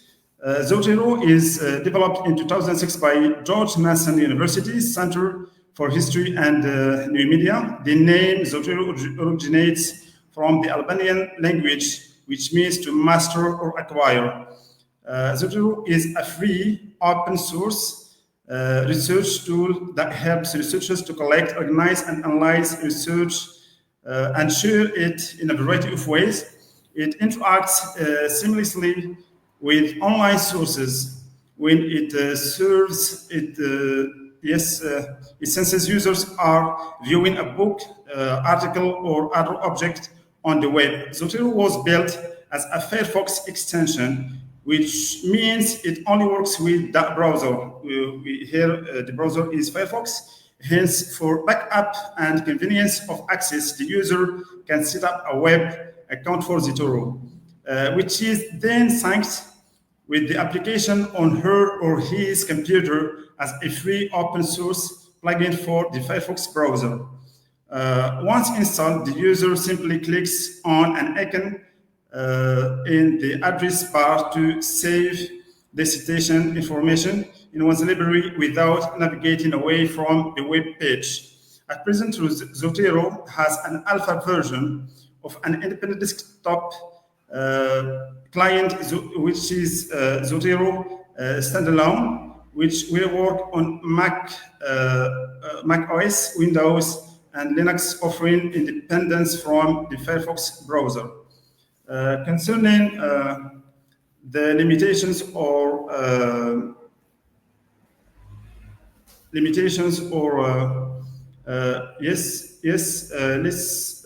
let's now discuss features of Zotero. Zotero is capable of much more than just saving sources and creating citations or bibliographies. It can also take several more roles in research workflow, like organizing and labeling items. The second one is reading and annotating PDFs.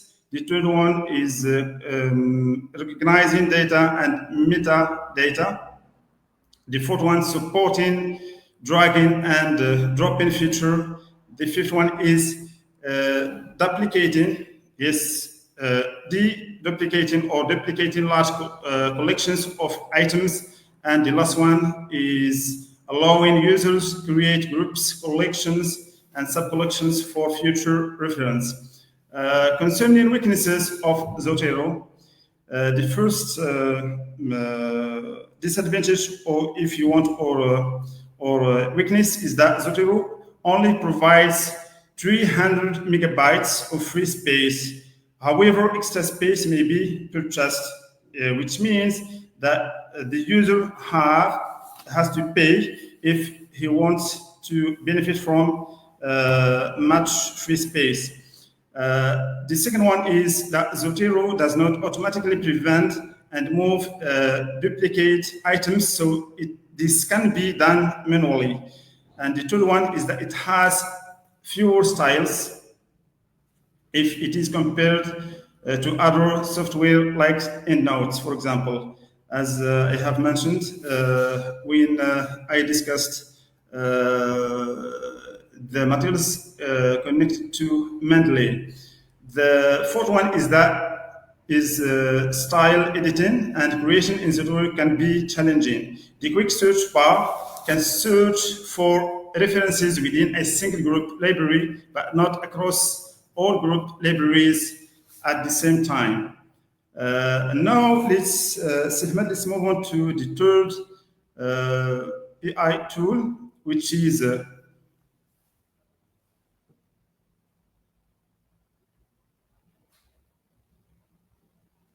Elicit. Elicit is an innovative artificial intelligence power tool designed to revolutionize the way researchers handle their work, enhancing efficiency and accuracy in academic research. This advanced platform automates several research tasks, including summarizing academic papers, extracting key data points, and synthesizing research findings into coherent themes.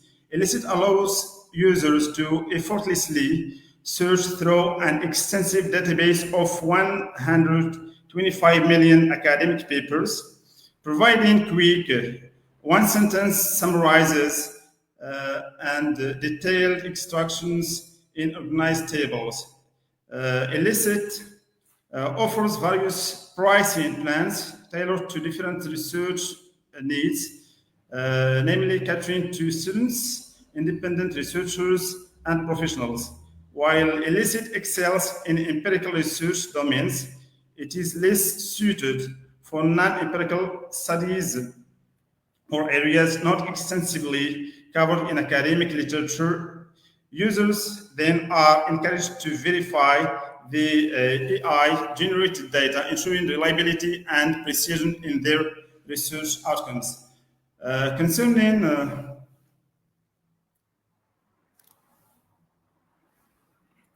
the features relating to illicit, here I have chosen 9 among others. In fact, there are plenty, so many features relating to each, not just illicit, but to each AI tool. The first one is one sentence summaries, quickly grasp the essence of research papers with concise one sentence abstracts, enhancing initial understanding and selection efficiency.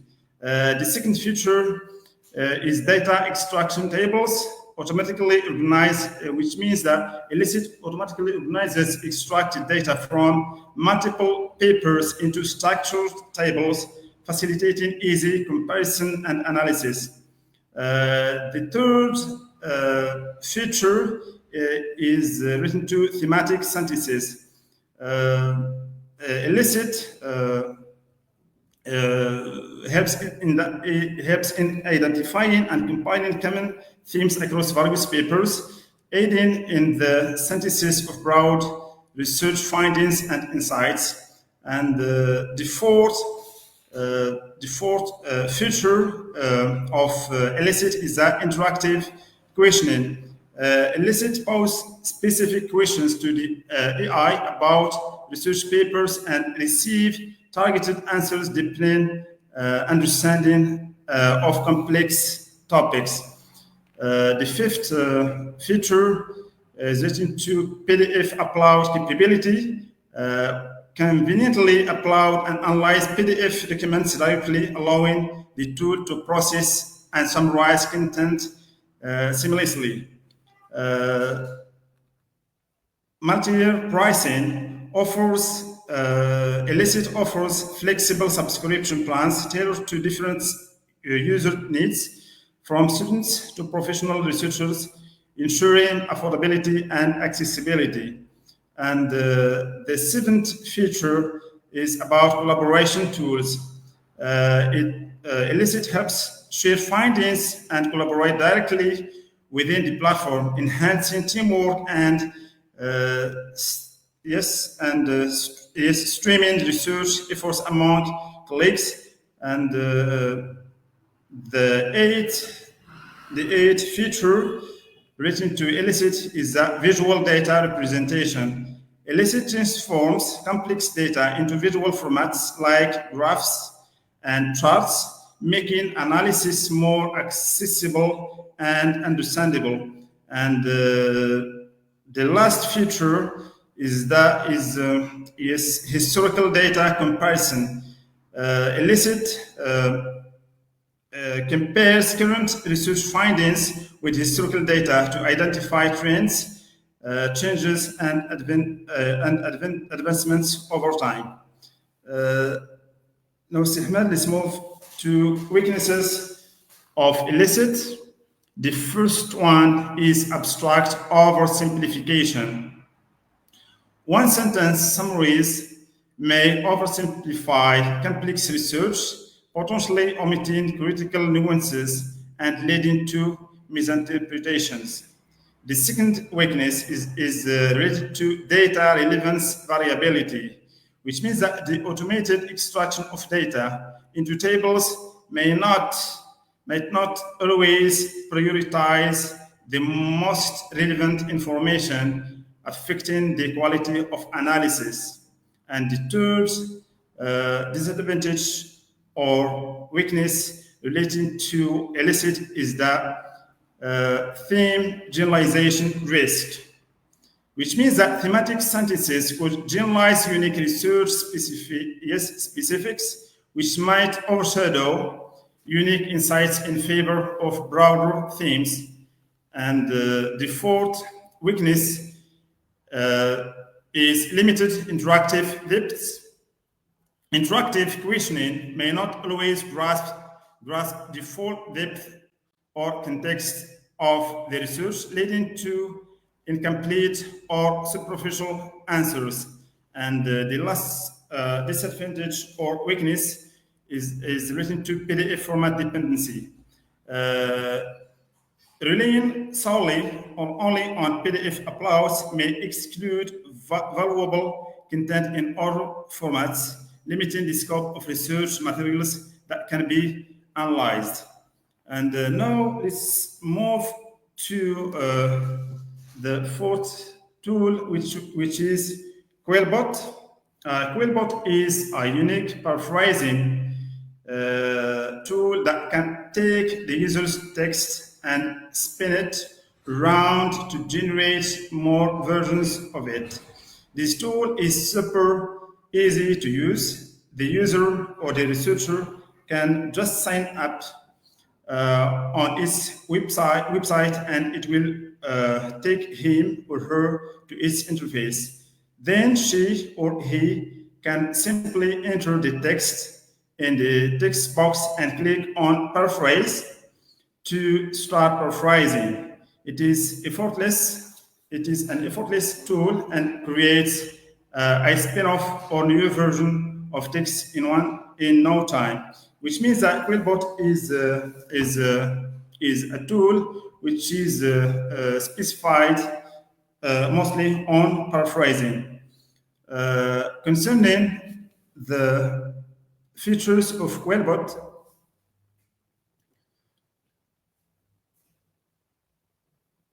yes, Quillbot features.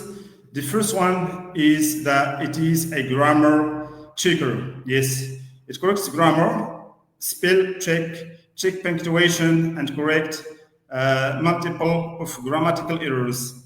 There is also a free essay checker, punctuation checker, proofreader, and other tools to help boost academic performance. The second feature is that Quillbot is a paraphraser. Quillbot's paraphrasing tool helps rewrite and enhance any sentence, paragraph, or article for fluency using artificial intelligence. The third feature is that it is related to plagiarism checker, which means that Quillbot deals with plagiarism. It ensures proper authorship and citations, and it is also a summarizer. Quillbot summarizer can condense articles, papers, or documents down to the key points instantly in two ways: key sentence and paragraph mode. And the fifth feature is citation generator. Quillbot is makes easy. It helps to easily create full and in-text citations in thousands of formats, and it is also a co-writer, all-in-one writing space that combines online research capabilities, note-taking, and artificial intelligence-assisted autocomplete to give the user a seamless writing and research experience without ever having to leave the page. It is also a translator, no matter what the user or the researcher is writing. If he or she needs to use another language, Quillbot is an appropriate tool. And now, let's move on to weaknesses of Quillbot. Here I mentioned just 5 weaknesses. But concerning all the features and weaknesses that I mentioned related to each artificial intelligence tool, they have many, but I just specify one and choose, between 5 to 9 among others. The first weakness is that it is only two writing modes, which are available for free, which means the other modes are paid off. The second one is open artificial intelligence GPT. Writing is unavailable. It is unavailable when using Quillbot. And the third one is that there is no artificial intelligence content detection feature, when using Quillbot. And the fourth one is that written to manual intervention is usually required, which means that Quillbot cannot, finish all the tasks, which means that the researcher, can, interact manually, And the fifth one, or the last one, is that both free and paid plans have character limitations in place. And now, Ismail, let's move on to the last one, which is PaperPal. PaperPal is an innovative artificial intelligence powered tool specifically designed to enhance the quality and efficiency of academic writing. It provides real-time, subject-specific language suggestions that help researchers or users refine their manuscripts to meet the rigorous standards of academic publishing, with features that extend beyond simple language corrections to include plagiarism detection and research assistance. PaperPal is a comprehensive solution for academic writers. It is widely trusted by universities, publishers, and individual researchers worldwide, thanks to its ability to offer context-sensitive enhancements and adherence to academic writing conventions. Concerning the features of PaperPal, here we have 6 features. The first one is that real-time language suggestions. PaperPal provides instant context-aware language corrections tailored to academic writing, enhancing clarity and adherence to conventions. The second feature deals with plagiarism detection. PaperPal integrates advanced plagiarism checking tools to ensure the originality of academic work, crucial for maintaining integrity in scholarly writing. And the third feature is related to research assistance. PaperPal offers support in sourcing and citing relevant academic literature, streaming the research process for more efficient writing. And the fourth feature deals with manuscript review service.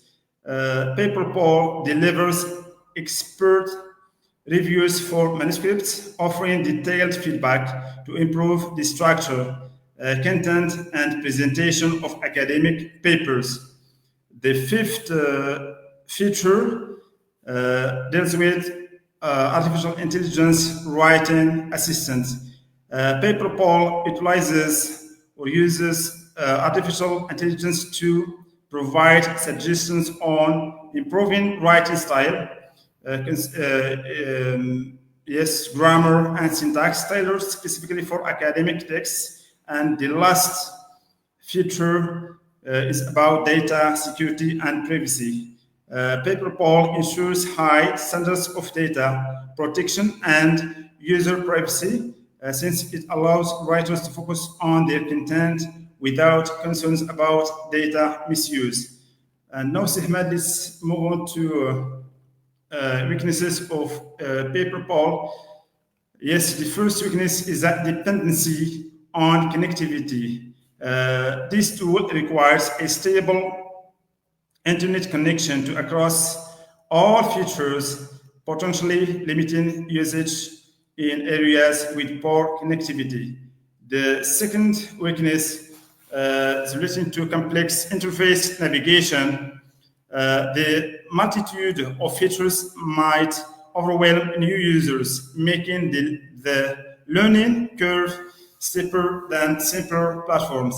The third weakness is relating to limited offline functionality. Most features relating to paper-poll, including real-time suggestions and plagiarism checks, are unavailable without an internet connection, which means that the most weakness relating to paper-poll is connectivity. And the fourth weakness deals with generic feedback issues, since artificial intelligence-driven feedback may not fully grasp unique academic arguments or specialized intent, leading to less personalized advice. And last but not least, update dependency. Frequent updates are necessary to maintain tool effectiveness, which might interrupt the workflow and requires adaptation.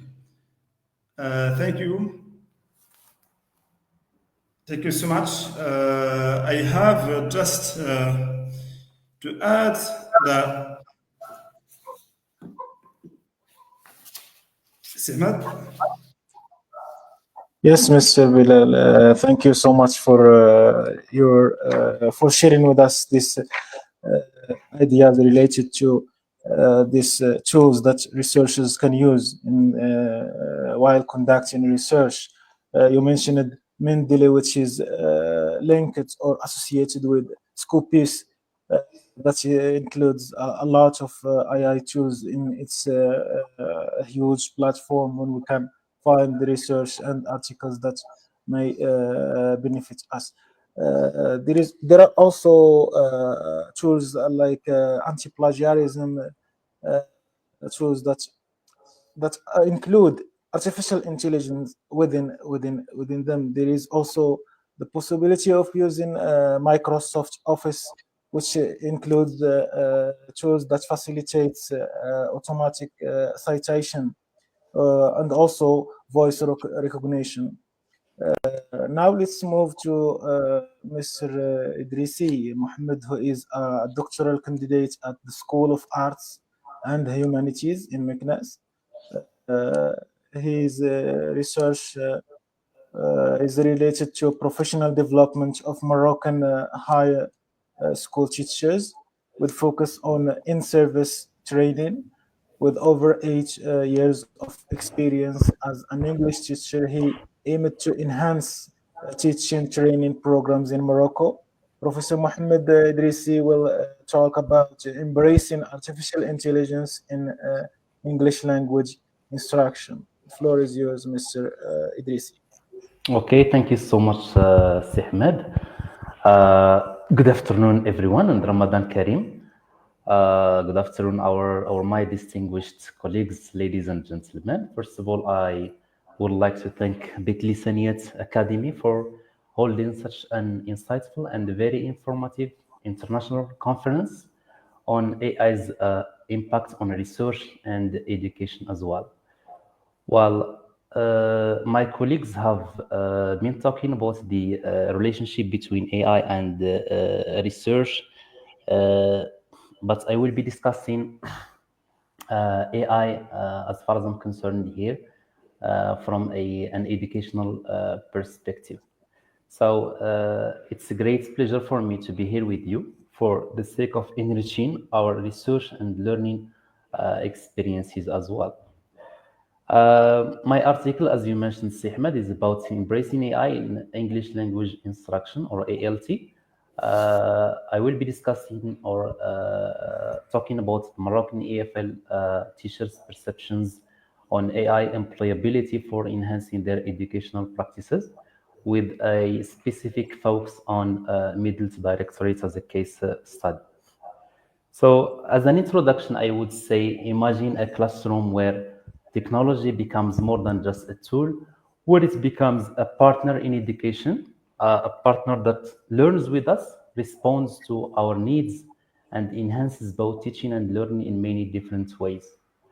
So this is no longer according to research a distant future, but the reality we are stepping into today. So as we all know that artificial intelligence nowadays is transforming education in ways we are only beginning to fully understand. As English language educators, we now stand at the forefront of this digital revolution. So AI offers a host of possibilities that can empower not only teachers' educational practices, but also learners' outcomes.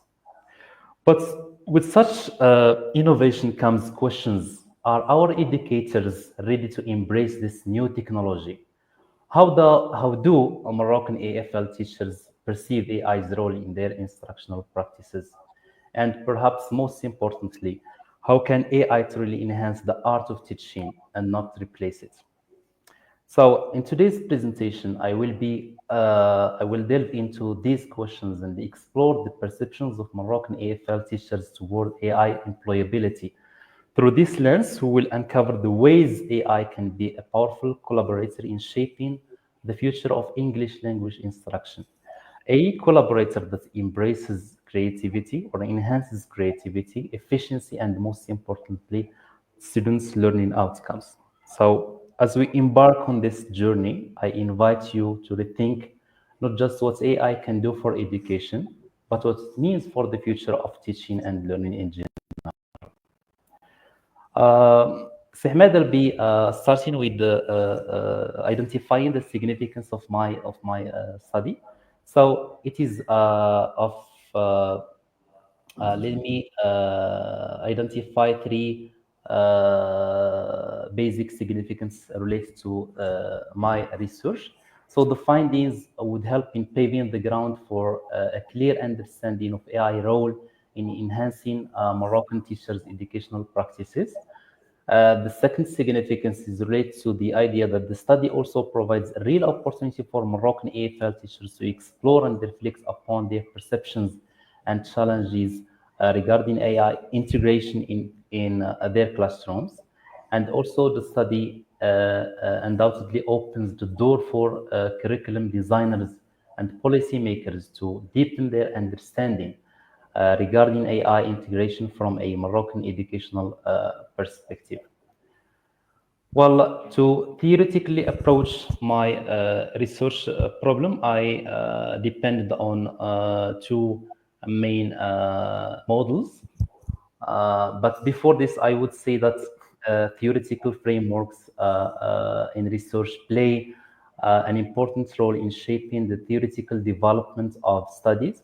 At the same time, theoretical frameworks provide a solid background which shows the extent to which research is grounded in a broader body of language, therefore ensuring the research validity and relevance. This is according to Criswell 2017.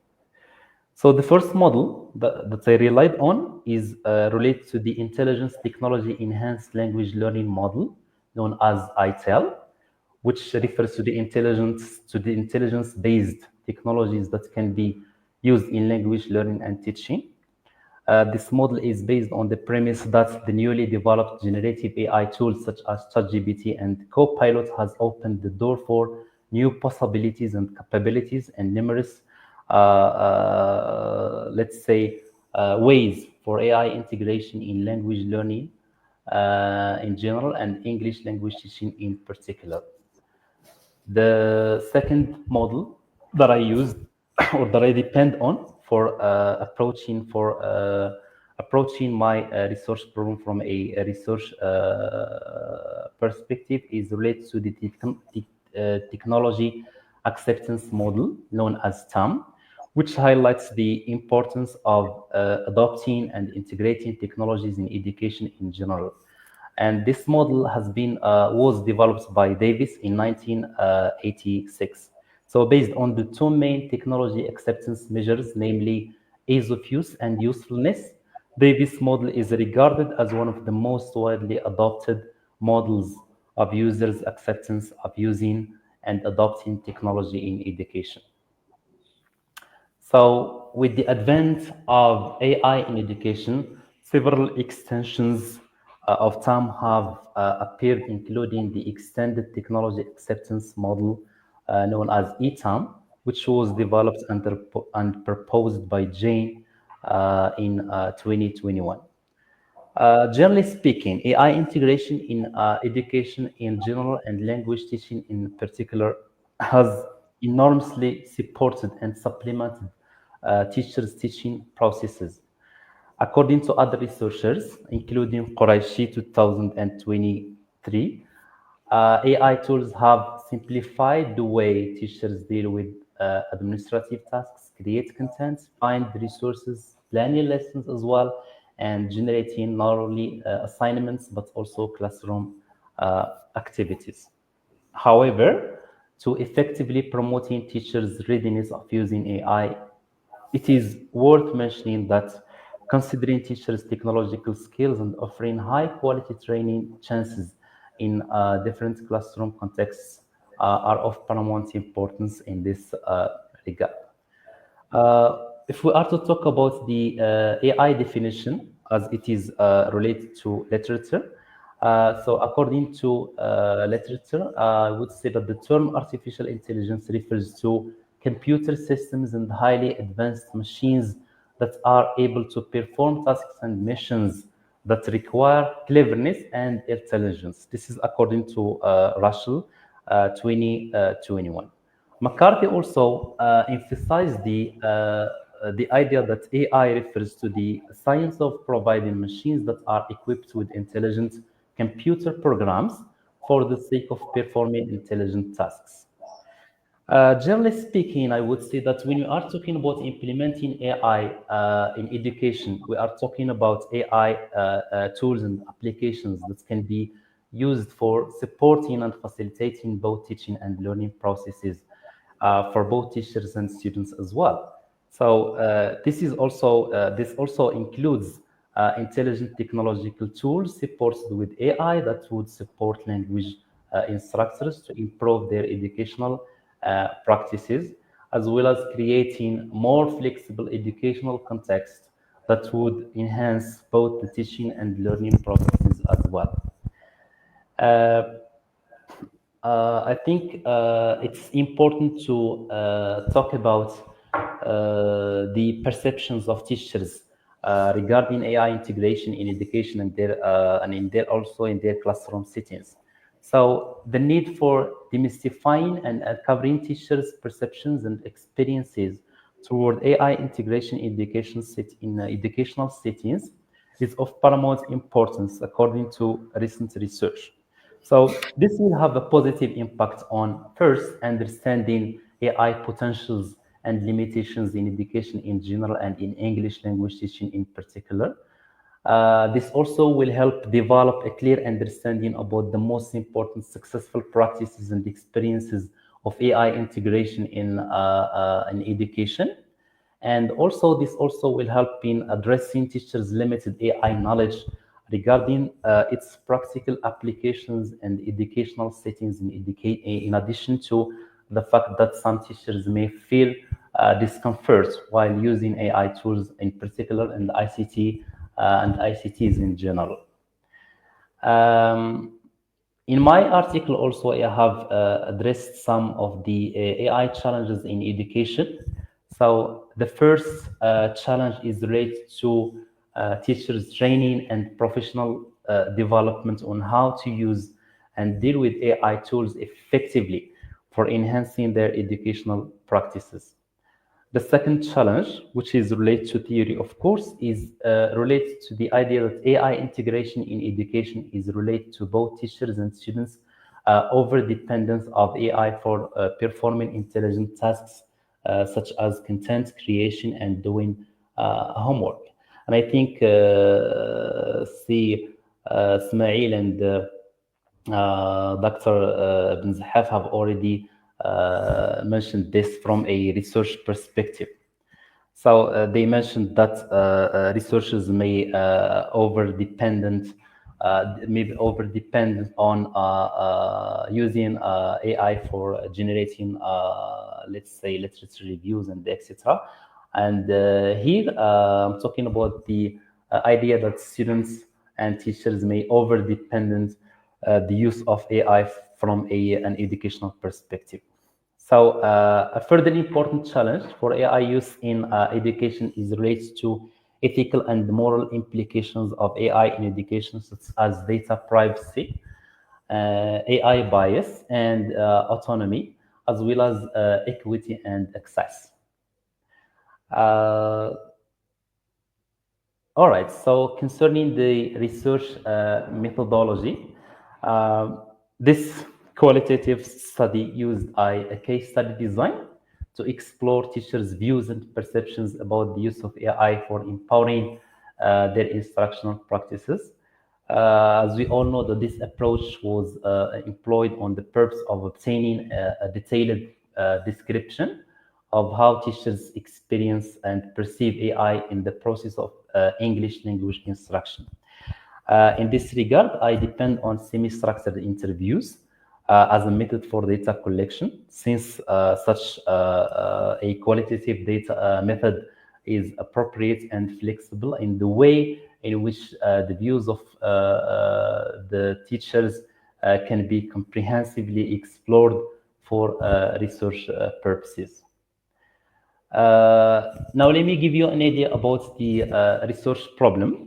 So, despite the growing interest of the body of literature and research on embracing AI in education at an international level, in addition to the growing number of the different contexts and possibilities it offers for all educational levels, to the extent that AI literacy for teachers has become a strategic and a compulsory choice for educational systems worldwide for both teachers and professional development and responding to the changing needs of the 21st century. So little attention, however, is paid to research specifically in terms of exploring Moroccan EFL teachers' perceptions and attitudes towards the implementation and integration of AI for empowering and developing educational practices effectively. Therefore, by exploring Moroccan EFL teachers' perceptions and challenges of instructors as far as the context of the study is concerned, I think that valuable and important insights for reconsidering AI employability in Moroccan EFL classrooms will be taken into consideration. So hence, the aim of this study is to contribute to the existing body of literature through exploring Moroccan EFL teachers' perceptions regarding AI integration in English language teaching for enhancing their instructional practices. So the study tries to answer three main questions. The first question is, how do Moroccan EFL teachers perceive implementing AI tools in their classrooms? This is my first question. The second is related to, in what ways do Moroccan EFL teachers use AI tools for empowering their educational practices? And the last question is, what are the challenges faced by EFL teachers while using AI tools from a Moroccan educational perspective? So regarding the sampling of the study, so as a way of opening discussion about this, as a researcher, I adopted purposive sampling as non-probability sampling for the sake of researching for the sake of reaching data saturation. In this regard, I interviewed 11 English language teachers from different levels of educational settings, including both secondary and high schools from middle directorates. I also relied on different criteria for selecting the research respondents. This includes their active engagement in professional development activities. The second criterion that I relied on is the acquaintance with the utilization of AI tools. And the last is the willingness of sharing perceptions about AI use for educational practices. Concerning my technique or data analysis procedure, I adopted the thematic analysis. So for both inductive and deductive coding, to allow teams to surface from the data while staying within the study's parameters. I also adopted in vivo software to help code and organize teams. This technique has made it easier for me to find patterns for methodological classifications. The credibility of these results was further reinforced by the 90% agreement rate that was attained. Concerning the ethical considerations, I think I have adopted what do you call? I have taken that I have ensured that every safety measure and precaution were implemented to guarantee the compliance with the strictest guidelines for studies involving human participants. So the goal of the study, the confidentiality of teachers' answers and their freedom to discontinue participation at any time without facing any unexpected outcomes were all explained to the participants. So talking about the results and discussion, I will try to classify the results into three main categories. So first, I'll be talking about the general attitude. Next, I'll be talking about the AI use in English language instruction by teachers, and also the challenges in using AI in language education or English language teaching by EFL teachers. So the results of the study, which is embracing AI in English language teaching, Moroccan EFL teachers' perceptions of AI employability for enhancing their educational practices, reveal a range of visions and insights that are related to Moroccan EFL teachers' perceptions on AI adoption for improving their teaching practices in educational settings. Concerning their attitude, the findings of my study reveal that the respondents hold positive perceptions towards AI employability for enhancing their educational practices. So based on the qualitative data obtained from the interviews, the respondents' responses showed that teachers recognize the usefulness of AI for enhancing the teaching practices of teachers as positive. In fact, these findings align with research which states that AI integration in education in general and English language instruction in particular has revolutionized the way English language teachers carried out their teaching and learning processes. So regarding the uses of AI in English language teaching by Moroccan EFL instructors and teachers, so I would say that ways of integrating AI in English language classrooms by Moroccan EFL teachers, the study found that English language teachers use AI tools and platforms mainly for content creation and adaptation, generating lesson plans quickly, conversational AI engagement, as well as getting educational consultations and suggestions related to their students' learning problems. Again, these findings are in harmony with the research conducted by Lucky et 2016, who found that AI availability makes it essential for students to practice and develop their language learning process, especially through AI chat box. So regarding the last question, which is related to the challenges in using AI in language education, I found that that my respondents face three basic challenges. The first one is related to the technical and challenges related to AI accessibility and literacy.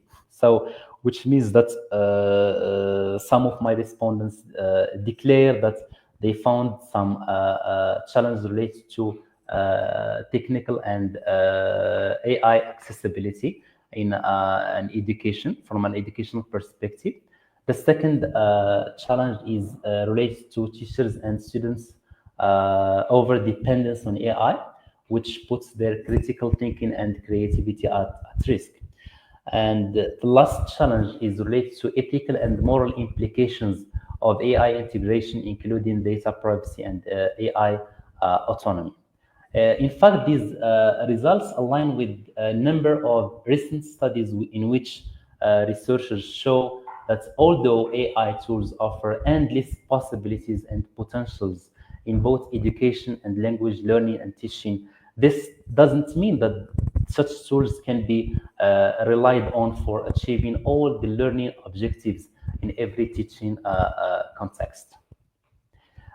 In this regard, the study's conclusions have significant implications, and safely and appropriately adopting AI in English language instruction from a Moroccan educational perspective. So the first implication is related to pedagogical approaches enhancements. So teachers can employ AI to assess differentiated instruction, enhance students' engagement, and develop personalized and adaptable learning experiences. The second implication is related to teachers' training and professional development. Of course, the results of the study emphasizes how crucial it is for educators to have ongoing training on AI technologies and AI literacy. The third implication is related to enhancing students' motivation and autonomous learning. So by providing students with individualized language learning routes, particularly outside the classroom, AI, I think, can be and can promote greater students' autonomy in this regard. So the last implication is related to changing teachers' roles. AI has the potential to change the traditional function of the teacher from imparting knowledge to facilitating and guiding also. So teachers may be able to concentrate more on higher order thinking skills, including fostering students' creativity, empowering their critical thinking skills, and also their communication abilities as well. Now, let's move on to talk about the recommendations of the study. So according to my research, continuing professional development initiatives ought to concentrate on giving educators the abilities and information they need to successfully incorporate AI into their lesson plans. It is also crucial to think about the ethical ramifications of the expanding uses of AI in education, particularly with regard to data privacy and usage of students' information. This is a very important issue when it comes to integrating AI in an education. So our data privacy and information are to be taken into account. It is important also for educators to use AI tools that support their learning objectives and learning needs as well. Okay. Now let's move on to talk about the limitations of the study, and I'll also talk about the conclusion. So the study highlights the issue of how AI tools are adopted by Moroccan EFL teachers in their English language classrooms for the sake of improving their educational practices. The study also highlights how AI tools such as ChatGPT, which is widely known by Moroccan EFL teachers and also widely used and adopted in education, and other applications have enabled Moroccan EFL teachers to enhance and improve their educational practices. So this includes content creation, as I have already mentioned, lesson plans, designing conversational AI engagements, and content adaptation, and getting educational consultations and suggestions regarding their students' needs and learning problems for effectively addressing the needs within the AFIL context. However, the study underscored some challenges regarding AI integration in Moroccan AFL classrooms, such as the need for teachers' extensive professional development, and also students and teachers' over dependence on AI in addition to AI's ethical and moral implications. The study also has several limitations. First, I think that by adopting a quantitative approach to investigate the research problem, in which a large number of respondents are involved in, this may help in yielding different views and insights into understanding the impact of integrating AI in education.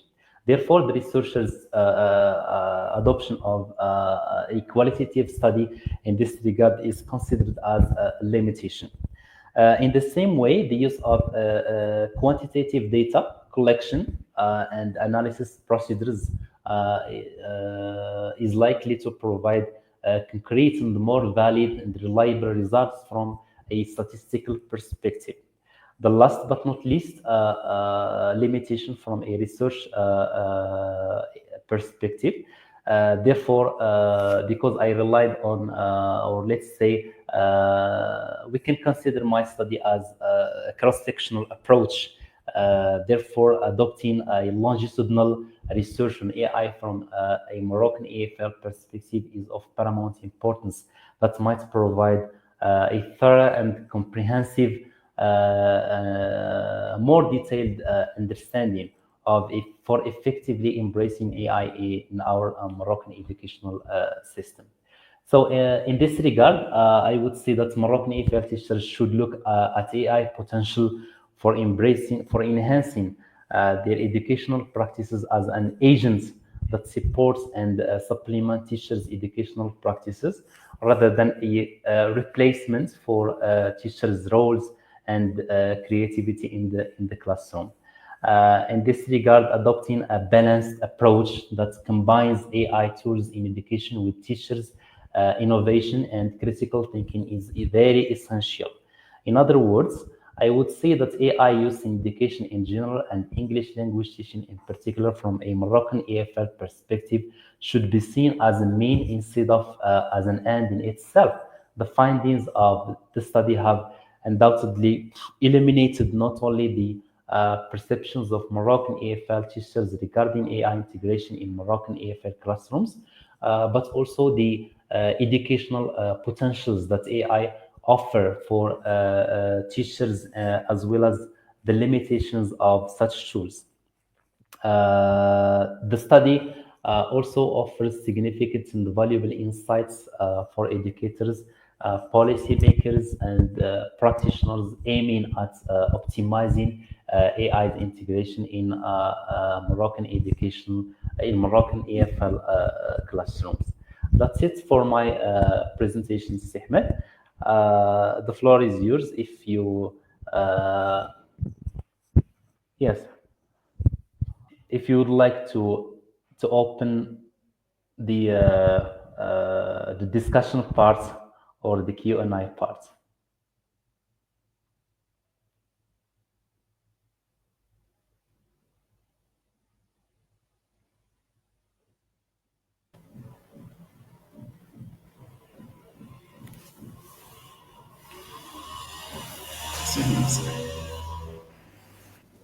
Professor Ben Isa, we can't hear you. Yes, we can hear you, Professor Ben Isa.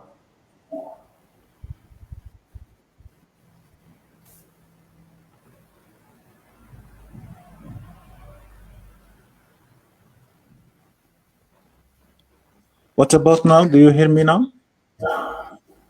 Yeah, okay. Thank you, Mr. Idrisi, for your presentation. I want to say that not only researchers and professors are using artificial intelligence, but also students are using. Yeah.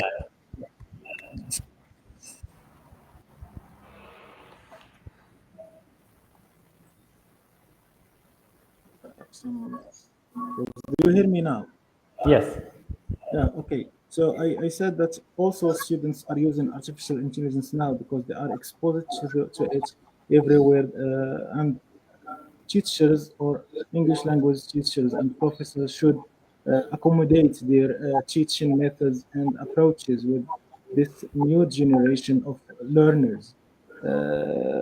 The teachers may use the artificial intelligence tools to generate lesson plans, to refine their own lesson plans, to generate videos and audios, and to facilitate students' engagements within their classrooms, and to motivate them because they are exposed to the different ways of learning outside the classroom. Let's move quickly to the discussion. Let's go back to Professor Rime. What strategies do you recommend for advancing the benefits of artificial intelligence, like automated citation generation and language refinement? Sorry, can you repeat your question? What strategies or tools do you recommend for balancing the benefits of artificial intelligence tools? I mean, as I mentioned earlier, the use of AI is revolutionizing the way research is conducted and literature reviews, even literature reviews. So, as I mentioned in my presentation, there are a lot of AI powered tools that can make it easier for researchers to conduct literature review. This may include AI tools that can help in identifying and summarizing relevant papers, detecting plagiarism, formatting citations. But the main thing that researchers or students should keep in mind is that AI is to be used as a tool and not a source. Thank you. In your research, what ethical considerations emerged as most critical when implementing artificial intelligence tools? Do you have some worries about ethical considerations that researchers may face while trying to integrate artificial intelligence in their research? Sure. So, for the ethical considerations, the main problem to mention here is the over reliance, as many students tend to over rely on artificial intelligence and neglect their critical and analytical skills. Yeah, yeah, indeed. There is also that challenge of access. For example, not all students have the same possibility of getting access to artificial intelligence tools. And even in our universities, as professors or as PhD students, we found that there are some students who benefit from access to several platforms while others are not. Let's move to Professor Bilal and Gaz. What are some of the primary challenges researchers may face while integrating artificial intelligence, in your opinion? Um, one of the challenges is that it is not easy. First of all, it is not easy for a researcher to choose between artificial intelligence tools, which means that there exist some tools which are alike, and the difference maybe sometimes just in the fact that one tool is paid for and the other is free, or that another tool is provide services but in a limited way, which means that the researcher can benefit from the part which is free, and he or she can or has to pay for the rest. Another challenge is as the colleagues have mentioned earlier, is the absence of, if I can say, of the human essence, depending fully on or fully depending on artificial intelligence makes, it has merits. Some of those merits I can mention here too: efficiency and automation. Since artificial intelligence tools can automate repetitive tasks, which can make the researcher or help him or her to save time in her or his research, and reduce the risk of human, errors. The second merit that I can mention here is data analysis. The artificial intelligence play a pivotal role or an important role in the process of analyzing vast, number or amounts of data quickly. For example, if you allow me to go back to what Professor Rime has tackled, a researcher can, spend months, just on literature review. But with the use of artificial intelligence tools, he can save, 2/3 if or more of that time. Another challenge is relating to what? Another challenge of depending upon artificial intelligence tools can be summarized in the following. For example, if a researcher or a user depend on artificial intelligence tools, his work, lacks what I mean by the human human impact, if I can say. Sometimes as I lecture at the university, it can happen that students, for example, in writing can cheat, and use their phones, for example, and can depend upon this to generate, for example, writing. And as a professor, or when you correct, you can find that all the materials, cited are nationalized, are just like they came from a machine, not from a human, Yes, Ismail. Indeed. Thank you so much for all valuable information that you shared with us in this discussion. I think there is also researchers face this problem of ethical considerations. All time they think about, while using artificial intelligence, they think, do I respect the research ethics and so on. So we still need more research related to ethics that are related to using artificial intelligence in while conducting research. Now let's move to Mr. Idris. Yes, okay, Mr. Bilal. If you allow me, I can conclude with this. Despite the significance, and usefulness of artificial intelligence tools, which play an important role in simplifying, the tasks relating to research, as we are working today on the relationship between or the impact of research of artificial intelligence tools or artificial intelligence during on research. Researchers, can make use of artificial intelligence, since it is a mass, and it is something which is worldwide use, not just in research but in in other fields and other sectors. But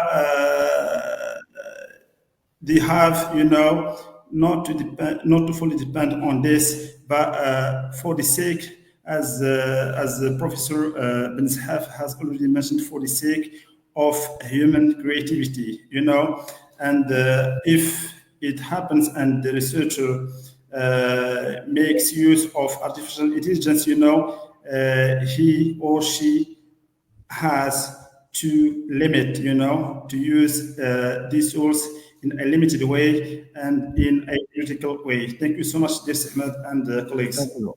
Thank you so much. Mr. Idrisi, what Yes, specific artificial intelligence tools or what specific platforms have Moroccan AFL teachers found most useful related to your study?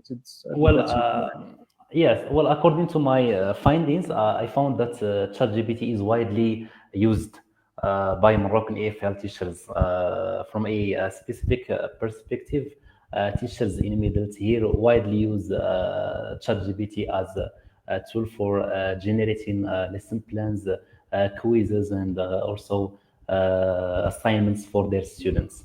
This is it. But this doesn't mean that it's the only used tool. Of course, there are many other tools that are widely used. But from a research perspective, like my colleagues have already mentioned, Grammarly, other tools like Quillbot, and this is it. But from an educational perspective, I think that DeepSeek, Chinese version, and ChatGPT are widely used from an educational perspective.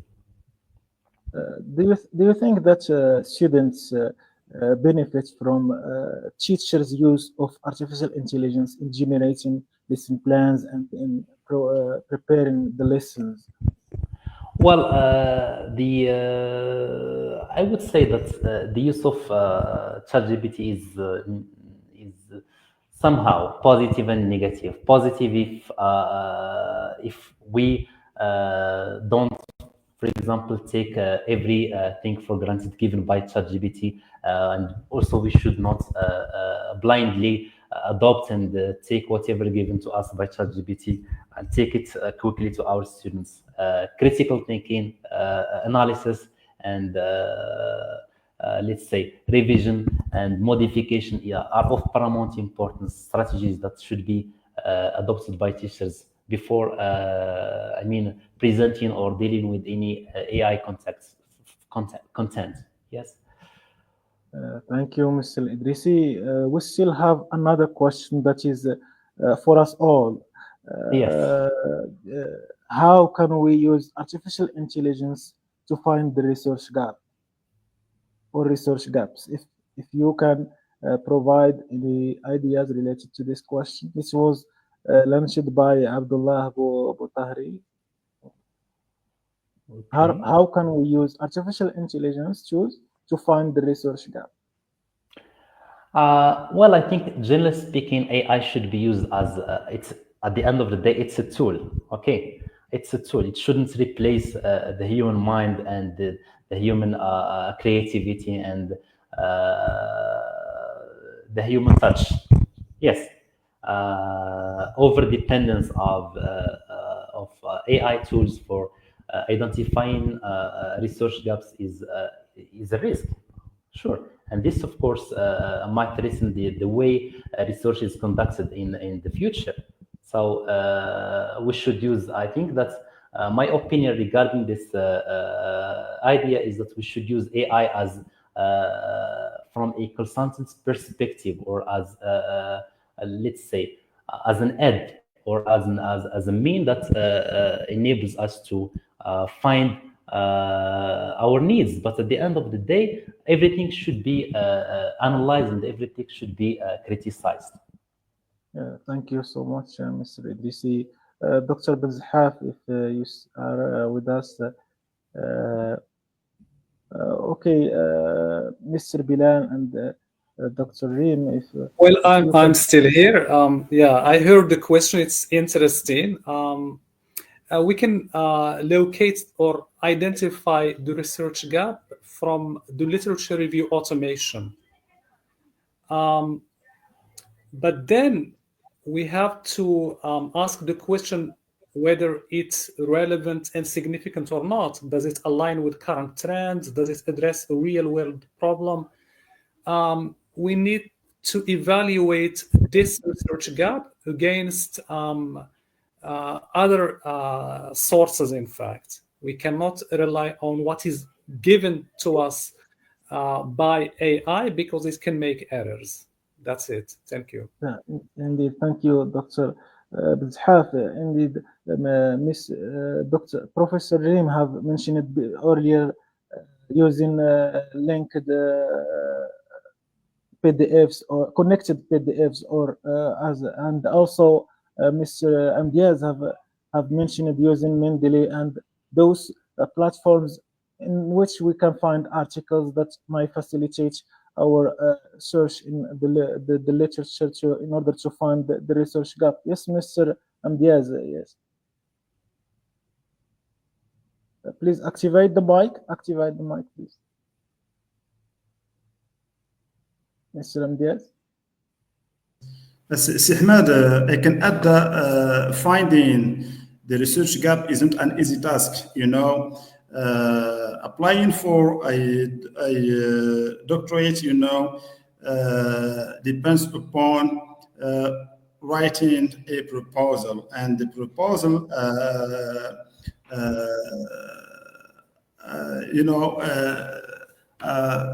one of the elements or the important elements of the proposal for a PhD is the abstract. And in the abstract, you keep, mentioning why you are applying for this,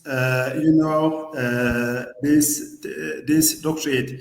And this depends upon some gaps or such gaps that you have already finding a research gap needs reading and reading and reading, and since AI,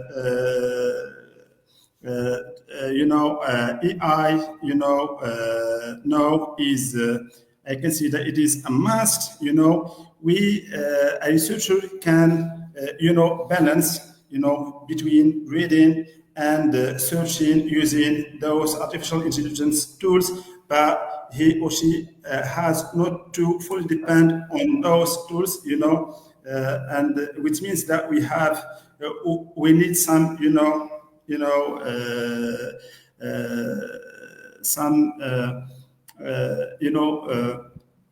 to use those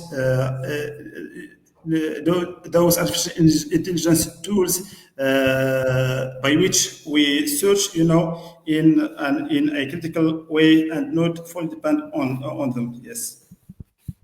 Thank you so much. Indeed, these artificial intelligence tools are learning from humans or are trained by humans, and some may use these artificial intelligence to train humans as well. So, any final words before we conclude this conference, Professor Benzehaf? Thank you very much. Thank you all. I had the pleasure of giving my presentation here today with you. Artificial intelligence, as my colleagues and the fellow researchers said, it's transforming research. It's making life easier, in fact. But we need to use it cautiously. We need to exercise our critical thinking. It has pros, but it has also cons because it sometimes makes mistakes. It fabricates, it hallucinates. So we have to be on our guard against these disadvantages, and we need to make use of it in our research to transform it and to move forward. Thank you all. Thank you. Professor Idrisi? Well, first of all, it was a great pleasure for me to be here with you again, sharing my articles, findings with the audience and your distinguished speakers, by the way, including Professor Benzehaf, C. Bilal, Professor Rime, and Professor Saeed. It's so happy to be here with you, and happy Ramadan, and thank you all for being here. Okay. Thank you. Professor Rim? Thank you all. It was a pleasure. I was really happy to take place and participate in this academic exchange. As Professor Benzehaf has mentioned, AI is both a blessing and a curse at the same time. So it should be approached cautiously from researchers and students. Thank you.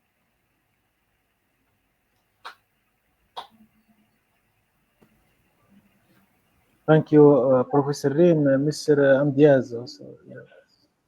Thank you so much. It is a great pleasure to have participated with you with such